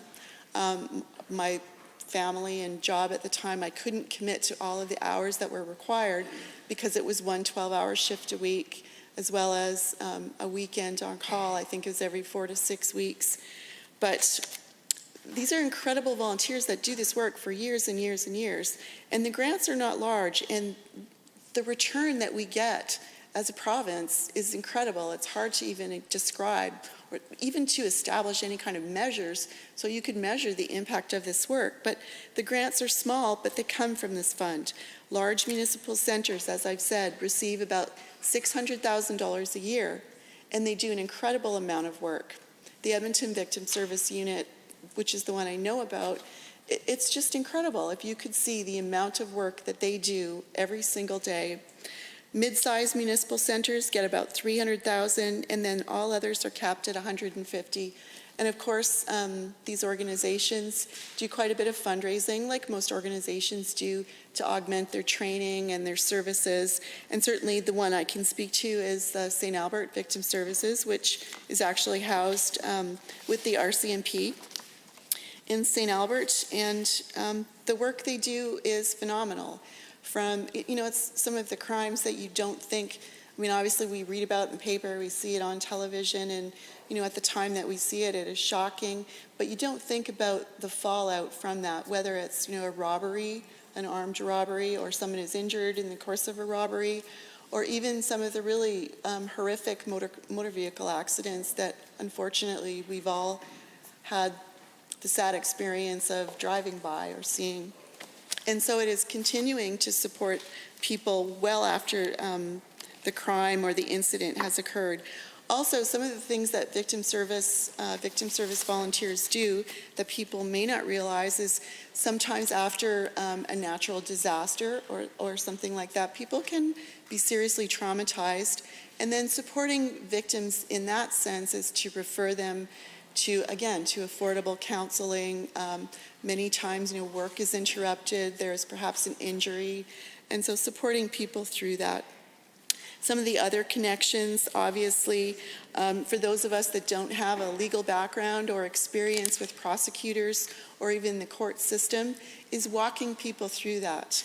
I'll never forget one of the victim service volunteers that was a mentor to me, actually, that walked me through some of the training, was talking about the court preparation that she did for children. And so when children sadly get to the point where they have to appear in court and be asked questions and be supported. It was an incredible amount of work that this volunteer did with the family, with the child, explaining exactly what it looked like, how the court would be, how the room would be set up, and then actually going to the court when it was empty to demonstrate, to sort of do a run through what that would look like. And all of those services are free because these are done by volunteers that rely on this grant for the training and for the small amount of administrative support that they get. Obviously, mention the counseling as well as shelters. So I think that we all realize, sadly, the amount of domestic violence, gender-based violence, sexual violence that goes on in our communities. So a lot of the follow-up with the different occurrences that are passed on to the victim services are followed up by the volunteers. And very often it is people, for the most part women, often with children, that are looking for information about how to make a plan to leave, how to find a shelter, where are the shelters, how do I get to a shelter, if I leave with nothing, where can I go to get some clothes for myself and my child, where do I get the funds to do any of this? And these are all the things that volunteers do. So I think that it is really disingenuous of the government to stand up and when we're debating this bill and we're talking about the importance of this fund, that their answer to us is, well, you don't care about rural crime. Well, that's not true. These are two very separate issues. That this is a fund, this is a victims of crime fund to support victims financially, following often one of the most devastating experiences of their lives, as well as to support these organizations that do incredible work, not just immediately following the incident, but often for weeks and months and sometimes even years afterwards.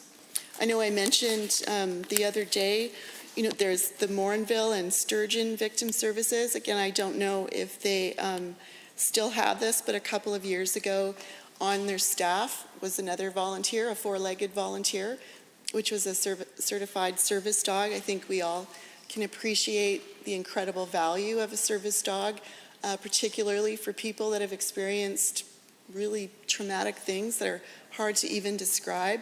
And there is a cost associated with that as well. There's a cost for the person that lives with and continues to train and work with the dog. There's also veterinary costs and all of the other maintenance costs you can imagine. And these are all really tangible, important things that this fund takes care of. And now we've got over 73 organizations right around Alberta that are really unsure what will happen next. So I think if there's one thing that we want to do is we want these organizations that provide really an important support. We want them to feel safe and secure and not to be worried about how are we going to manage this next. And for the government to stand up and say, don't worry, we'll consult, we'll get it done, we'll talk to them. That's not good enough. Honourable Member, Standing Order 29-2A is available. I see the Honourable Member for Grand Prairie. Well, thank you, Madam Speaker. It's a pleasure to rise again and speak to Bill 16 and in particular this amendment. I wanted to thank the members opposite for their thoughtful comments. And I just wanted to correct the record a little bit on some of the comments that I'm hearing. Clarify we're on 29-2A. Thank you, Madam Speaker. Okay. Please proceed. So I just wanted to ask the Honourable Member about her comments, specifically around service delivery and the organizations that receive grants. I'm just looking here in 2019-20, there was more than $19 million from the Victims of Crime Fund that was granted, I believe, to 42 community-based organizations and 73 police-based organizations, and I believe that's what the Honourable Member had mentioned. And what I see in the bill is that we're actually expanding the fund, and so I just wanted to ask about where the idea is coming from that these organizations will no longer be funded. I don't believe that that's what the bill says, and so I'd like to ask the Honourable Member where she's hearing that from. I also just wanted to say that when I talk to victims in my constituency, and certainly some close friends of mine that have walked this journey for the last 7.5 years after losing their son tragically, they tell me that they would do just about anything to have not been a victim. And so they applaud our government's efforts in terms of crime reduction, and they applaud the use of this fund to that end. So fewer victims, I would argue, is a win for all Albertans, and I'm sure the honourable member would agree with that. And I believe that this is an emergent issue, and I think it requires immediate action, and so I'm proud that our government is taking action on this file, but I'd love to hear comments or response from the honourable member. Thank you, Madam Speaker. The honourable member for St. Albert. Well, I think it's important to note, again, we're not saying that a focus and an investment on reducing crime of any kind is what we're suggesting. These are two separate issues. These are two very separate issues. So the victim service units or the groups that I'm talking about, yes, there are 73. There are also other organizations that do the work. These are two separate issues. Do I think that the government should fund initiatives to do everything that we possibly can to prevent victims of crime? Absolutely. I don't think there is one person in this place that would think otherwise. Not one. I think we all agree there are far too many victims of crime in this province, in this country. But these are two separate issues. You are taking from a fund that is designated for victims to fund law enforcement and other initiatives. So I think, certainly if you've talked to the units or the groups in your community, that's great. Perhaps you should speak to Victim Services Alberta, who are saying very clearly, very publicly, they have not been consulted. They are concerned. I read out pieces from their press release that was issued June 1st. So if you're saying that they're incorrect, perhaps you should go back and consult with that body. This body is saying they have not been consulted appropriately. They are concerned about the power given to the Solicitor General to remove funds from the Victim of Crime Fund. These are their concerns. These are concerns that I'm echoing. This is the umbrella body that oversees these 73 units in Alberta that do an amazing amount of work. So again, I'm saying you cannot say the two are linked. Two separate things. They both need to be funded appropriately. But raiding one fund to pay for another problem is not the way to go. Yes, the government needs to appropriately fund law enforcement. Yes, we need to do everything we can to prevent victims of crime because there are far too many. There are far too many in every single community in this province. So I disagree that it's do one or do the other. We need to do both, and we need to keep these funds available to victims of crime, whether it's to the organizations that support victims of crime following the crime, but also whether it's restitution, giving them the funds that they need to recover or to do the work to begin to recover. In some cases, their lives are changed forever, particularly the example that you cite of, I can't even imagine the horror of losing a child, that there is no amount of money that could possibly fix that. But there are some funds that can open up some doors, whether it's to counseling, whether it's to, I'm not sure what each individual family needs because every family is very different and every process of recovery is very different. So again, I just want to say the government continues to stand up and say, well, don't you agree with reducing crime? Of course we do. Of course we support any initiative to reduce the amount of victims and to reduce crime in this province. But we also believe... Any other members wishing to speak to Amendment HA1 on Bill 16 and second reading? The Honourable Member for Calgary Mountain View. Thank you very much, Madam Speaker. Well done. So I'm pleased to rise and speak to this. I think we've canvassed this issue fairly thoroughly, so I'll try to keep my comments brief. Obviously, I've outlined at great length my concerns with respect to this bill in a number of ways, but I think it's worth returning to the actual legislation, probably because that's one of my favorite things to do. And I think, so one of the things that concerns us is, certainly recently a committee, task force, something, has been announced to consult on benefits directly to victims, of which I'm sure you're no doubt aware, Madam Speaker, since I believe you are involved. My concern is it seems a little bit odd, unless, and I haven't heard the Minister or the government say they intend to introduce an amendment, because presently the amendment that's before the House, so this bill, Bill 16, talks about eligibility for financial victims, for financial benefits. And so in 12.1a, we talk about a victim is eligible for financial benefits in accordance with this, that, and the next thing. B, not eligible for financial benefits if, and then it outlines a couple of things. And then it says, a victim is eligible for the following financial benefits only. And after only, it lists 4 things. So the first one says they are eligible, and the second one restricts the eligibility to those in the 4 categories. So they are eligible for the following financial benefits only.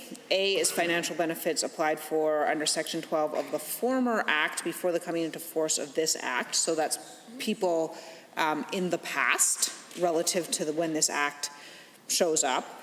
B, supplemental benefits for victims who suffered severe neurological injury as defined in the regulation, so that's a fairly narrow class. C, a payment referred to in Section 15, and Section 15 refers to the old Act, so not this one, not the last one, but the one that predates 1997. And D, subject to subsection 3, a financial benefit in respect to which the person may submit a request for reconsideration under Section 20, sub 1, concerning a member of the class described in the class action settlement, and that's the class action settlement that was settled for the children of care going back several decades, for whom they're now adults. They were children in care at the time, for whom the government had not applied to the financial benefit program. So basically what that is a victim is eligible for financial benefits for the following financial benefits only. What that means is that no one is eligible except for people who fall into these classes. So people who applied previously, severe neurological damage, people who applied way previously, and people who are members of the class. So what that means is that when that 2-member task force reports back, if the finding is that people should be eligible for financial benefits other than for severe neurological damage, it will have to come back to this legislature. So it can't be changed by way of regulation. It would have to be changed in the Act. And that's why I'm concerned, is because if the intention is to reassess how to run the program of financial benefits, then why are we making 99% of victims ineligible? So that is my concern on that. With respect to the sort of larger issue of funding policing versus funding victim services, I don't feel like it needs to be an either or. The suggestion is that we couldn't find $15 million literally anywhere else. Well, I can find this government a lot more than $15 million very, very easily, simply by not giving billions of dollars away to corporations. There are other ways to do this. There are other ways, and I think even the members opposite, even if you believe in trickle-down economics, even if you think that lowering the tax rate on corporations generating profit in excess of $500 million will generate jobs, which to date has not been the case here in Alberta. But assuming you buy all that, you couldn't lower it that tiny amount of a percentage so that you could pay for your policing services without taking from victims of crime. I think that's what really concerns me. And in terms of, the questions about, so who are we hearing from that there have been decreases to victim services units? Well, we're hearing from the head of the Alberta Police-based Victim Service Unit, because they are the recipients of the funding and therefore aware that has been cut. So that's who we're hearing from, that those have been cut. We've also heard, certainly from ASAS, we've heard from organizations that support survivors of domestic violence. So there's a number of organizations who work on the ground from whom we've heard that they have seen a reduction in funding. Sometimes not very much, but bearing in mind that some of these victim service units operate on $200,000 or $300,000 a year. So a reduction of $50,000 doesn't seem like very much, but it could be, a quarter or a sixth of their budget, which is pretty significant. So with that, I think, Madam Speaker, that I can end my comments, because again, I think we have very thoroughly canvassed this issue. And I will just say that I hope to see in moving ahead that maybe the government is bringing forward such an amendment. Maybe we can work with them on it. I just haven't heard that yet. Standing Order 29-2A is available. Seeing none, any other members wishing to speak to Amendment HA1 in second reading? Seeing none, I will call the question. All those in favor of Amendment HA1, please say aye. Aye. Any opposed, please say no. No. The amendment has been defeated. A division has been called. Ring the bells.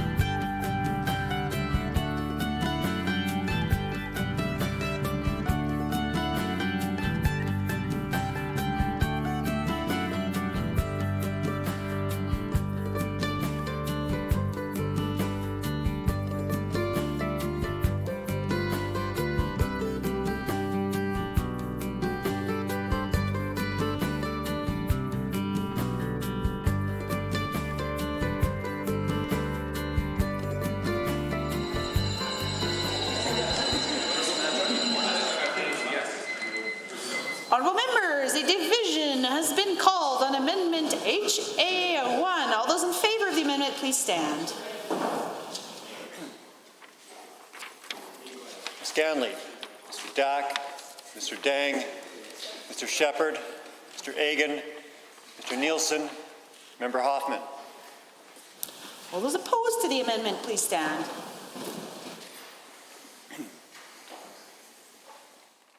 The Honourable Mr. Copping, the Honourable Mr. Panda, the Honourable Mr. Madu, the Honourable Mr. Nixon, the Honourable Mr. Taves, the Honourable Minister LaGrange, the Honourable Mr. Glubish, Ms. Rosen, Mr. Lowen, the Honourable Mr. Nicolaides, the Honourable Ms. Pond, Mr. Ellis, Ms. Goodrich, Ms. Armstrong-Hominack, Mr. Jones, Mr. Reid, Ms. Isaac, Mrs. Allard, Mr. Newdorf, Mr. Tour, Mr. Turton, Mr. Williams,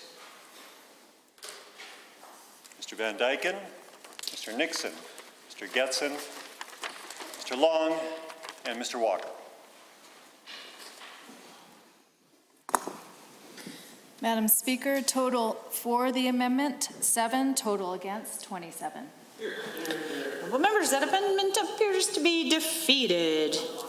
As that was a hoist amendment, we will now vote on the motion for second reading of Bill 16, the Victims of Crime Strengthening Public Safety Amendment Act 2020, as proposed by the Honourable Minister of Justice and Solicitor General. All those in favour of the motion, please say aye. Aye. Any opposed, please say no. No. So carried. A division has been called. Ring the bells.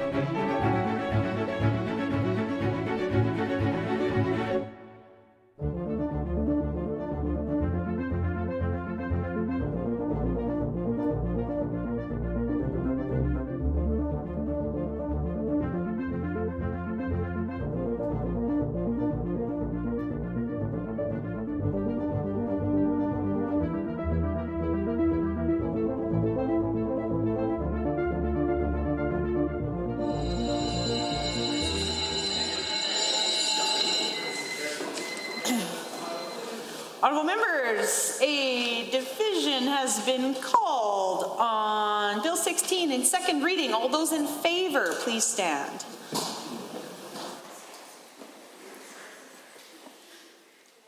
The Honourable Mr. Copping, the Honourable Mr. Panda, the Honourable Mr. Madu, the Honourable Mr. Nixon, the Honourable Mr. Taves, the Honourable Minister Lagrange, the Honourable Mr. Glubish, Ms. Rosen, Mr. Lowen, the Honourable Mr. Nicolaides, the Honourable Ms. Pon, Mr. Ellis, Mr. Nixon, Ms. Goodridge, Ms. Armstrong-Homanuk, Mr. Jones, Mr. Reid, Ms. Isaac, Mrs. Allard, Mr. Newdorf, Mr. Tour, Mr. Turton, Mr.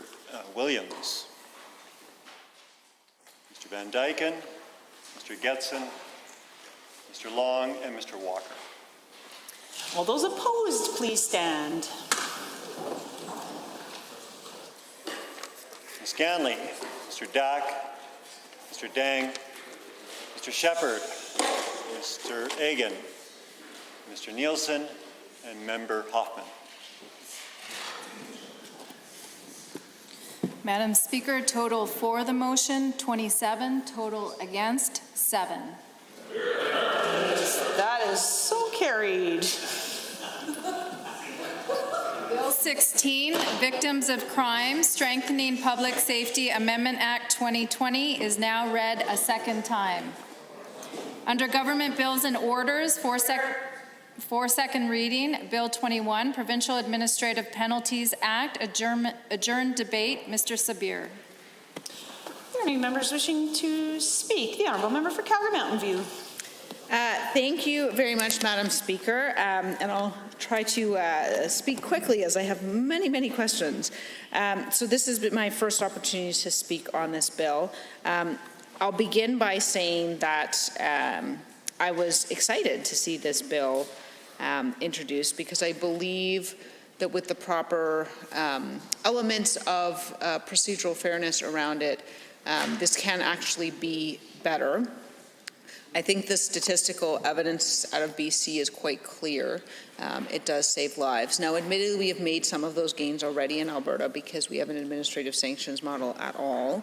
But I think it's clear that this will move things further, and I think Mothers Against Drunk Driving agrees. And so that's very, very good. The concerns that I have, though, are that we still need to allow some element of procedural fairness, because even if we're not proceeding by way of a criminal charge, we still are doing something fairly serious, which is to say we're imposing a fairly significant fine. We are relieving someone of their ability to drive, which I do not believe to be a right, though some people might differ, and some people would argue that in a lot of instances it's very difficult to get around in some communities in the absence of that. And we're also seizing their property, which is a fairly big deal. I think something that should be used rarely. I do think, again, in this case, that vehicle seizures are vehicle seizures and license suspensions are shown to be the absolute most effective things in terms of reducing this behavior. I wouldn't want to speculate as to the psychological reasons that having your license suspended for a year causes you to change your behavior in a way that a criminal record would not, but the evidence is clear that that is the case. I do, however, have some significant concerns having now begun to make my way through the bill. So the bill creates a definition of something called a contravention. We presume, although it is to be designated in regulation, we presume that a contravention will be applied to an impaired driving offense. The challenge is that the way in which one challenges a contravention is not quite the procedure I would hope to see when we're talking about interests this serious. So Section 18, we're talking about the content of the review. So it says the burden of proof in the review is on the person requesting the review. So what that means is the individual that has had their license suspended or their car taken has the burden of proving that they didn't do the thing, rather than the state having to prove that they did do the thing, which I think is somewhat of a cause for concern, particularly when combined with Section 21, which talks about the decision of the adjudicator, which says that after conducting a review, the adjudicator shall, subject to subsection 2, if the adjudicator is not satisfied that the prescribed grounds for canceling the notice of administrative penalty have been met, confirm the notice. So those two things combined, to me, almost sound like they're creating a reverse onus. And that's a bit of a concern to me, because I think if the state is going to take away your driver's license and take away your car, that they ought to have at some point the burden of proving that in fact you've done something wrong. Now, it's one thing with alcohol impaired driving, because I actually think, not that I'm saying it's impossible that those are wrong, because there are circumstances like they need certain maintenance and they don't all operate in all temperatures without being upkept. But in alcohol, like, we have pretty good evidence about the blood alcohol at which you are impaired, right? That's fair enough. I think the concern that I have is that this appears, at least in some cases, to refer to other forms of impairment, although not necessarily in all cases. And in those instances, the evidence we have is not quite as clear. So I think my point is simply that one of the sort of fundamental things that I would want to see in a bill like this would be that at some point the state needs to prove its case. Maybe not in the normal criminal process, because I think that isn't necessarily necessary. I'm not saying we need to rise to that standard, but the idea that it is the person who has had, the individual who has had the things taken away from them that has to prove that, that's a concern. Now, this bill, and I'm probably wandering perilously close to using it as a prop here, but it's very thick. It's a very thick bill. It is 116 pages long. So it is possible that the contravention, because the contravention is going to be designated in regulation, and I believe that this is also being used as a method to sort of automate traffic court. So it's possible the contravention will apply to something else and there'll be a different method. But if that's the case, I would love to hear from the minister on that, because I think that that is one of my big areas of concern. I'm also a tiny bit concerned about, so you're permitted to have a review that is in writing or orally, but not in person. I just would want to ensure that if you're not doing in-person hearings, that there are translators being made available, because even an over-the-telephone hearing can very much negatively impact people whose English is for whom English is not their first language, more so than other people. And I think that that sort of disproportionate impacting of certain people is something that we should all be concerned about. I'm also interested in the sort of shortness of the timeline. So you only have 7 days to file your request for review. Now, in some ways, this is good, because the person has to file within 7 days. It has to be heard within 21 days. So that's a really good process, because it's fast, and because you have someone's car, it should be fast. So that's good. But yeah, I have some concerns about that. I also have a bit of a concern about, so what it appears is happening is that this legislation will get rid of the Transportation Safety Board in its entirety, and it will replace it instead with employees of the government. That is a concern to me, because when you're talking about an adjudicator, if that adjudicator works for one party, i.e. the Crown, that is a little bit of a worry. That's sort of the point of boards, is to add that level of objectivity. Now, some may differ, but I am not one of these people who actually thinks that you require a judge for everything. I think that administrative decision makers do a great job. I actually think that I obviously came from a labor law background. It's mostly administrative decision makers. They do an excellent job. I don't think we need judges for everything. But moving from a board structure where you have an official administrative decision maker who is sort of independent of government to a structure where the adjudicators are in the government, that is a big concern for me. So I would love to hear the minister address that as well. I think in addition, I'd like to hear a little bit more about how this differs from BC's model. So BC had originally a different model, a model which, to my recollection, did this same thing, where it was like sort of internal people and not a direct reverse onus, but insufficient procedural requirements, and it was overturned by the Supreme Court. They now have a different model, and that model has been validated by the Supreme Court and is working well. So I think, yeah, my feelings on this bill remain a bit conflicted because it is important. It is an important step forward. But I'm really worried about some of these things from two perspectives. One, from the perspective that a car is somebody's property, and I really think you shouldn't take that, and you shouldn't take someone's license in which, like, they may need that to get to work, they may need that for their job. If they live in a rural community, they may need that to get pretty much everywhere. You shouldn't take that away from someone unless you're really fairly certain that they are in fact presenting a danger to other users of the road. And so I think I would very much like to hear from the minister,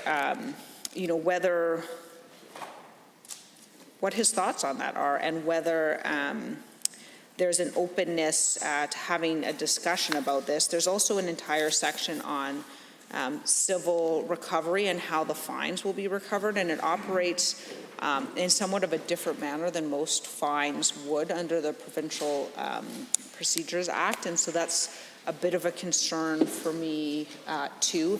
It also kind of implies, and I may be misreading it, but it sounded kind of to me like they could sell the debt to sort of a third-party debt collector, and that would be a concern to me in a big way too, because I don't think people should be profiting off the criminal justice system under any circumstances. So again, I think the intent is good. I'm a little concerned about some of the details, and I hope that we can hear some responses on that. And with that, I think, Madam Speaker, I will adjourn debate on this matter because I believe the hour is getting quite late. I hear the motion to adjourn debate. All those in favor, please say aye. Any opposed, please say no. So carried. The Honourable Government House Leader. Well, thank you, Madam Speaker, and thank you to the House for great progress tonight. With that in mind, I will move that we adjourn the Legislative Assembly of Alberta until tomorrow, Thursday, June the 11th at 1:30 p.m. Having heard the motion to adjourn until 1:30 tomorrow, all those in favor, please say aye. Any opposed, please say no. So carried. House stands adjourned until 1:30 tomorrow afternoon.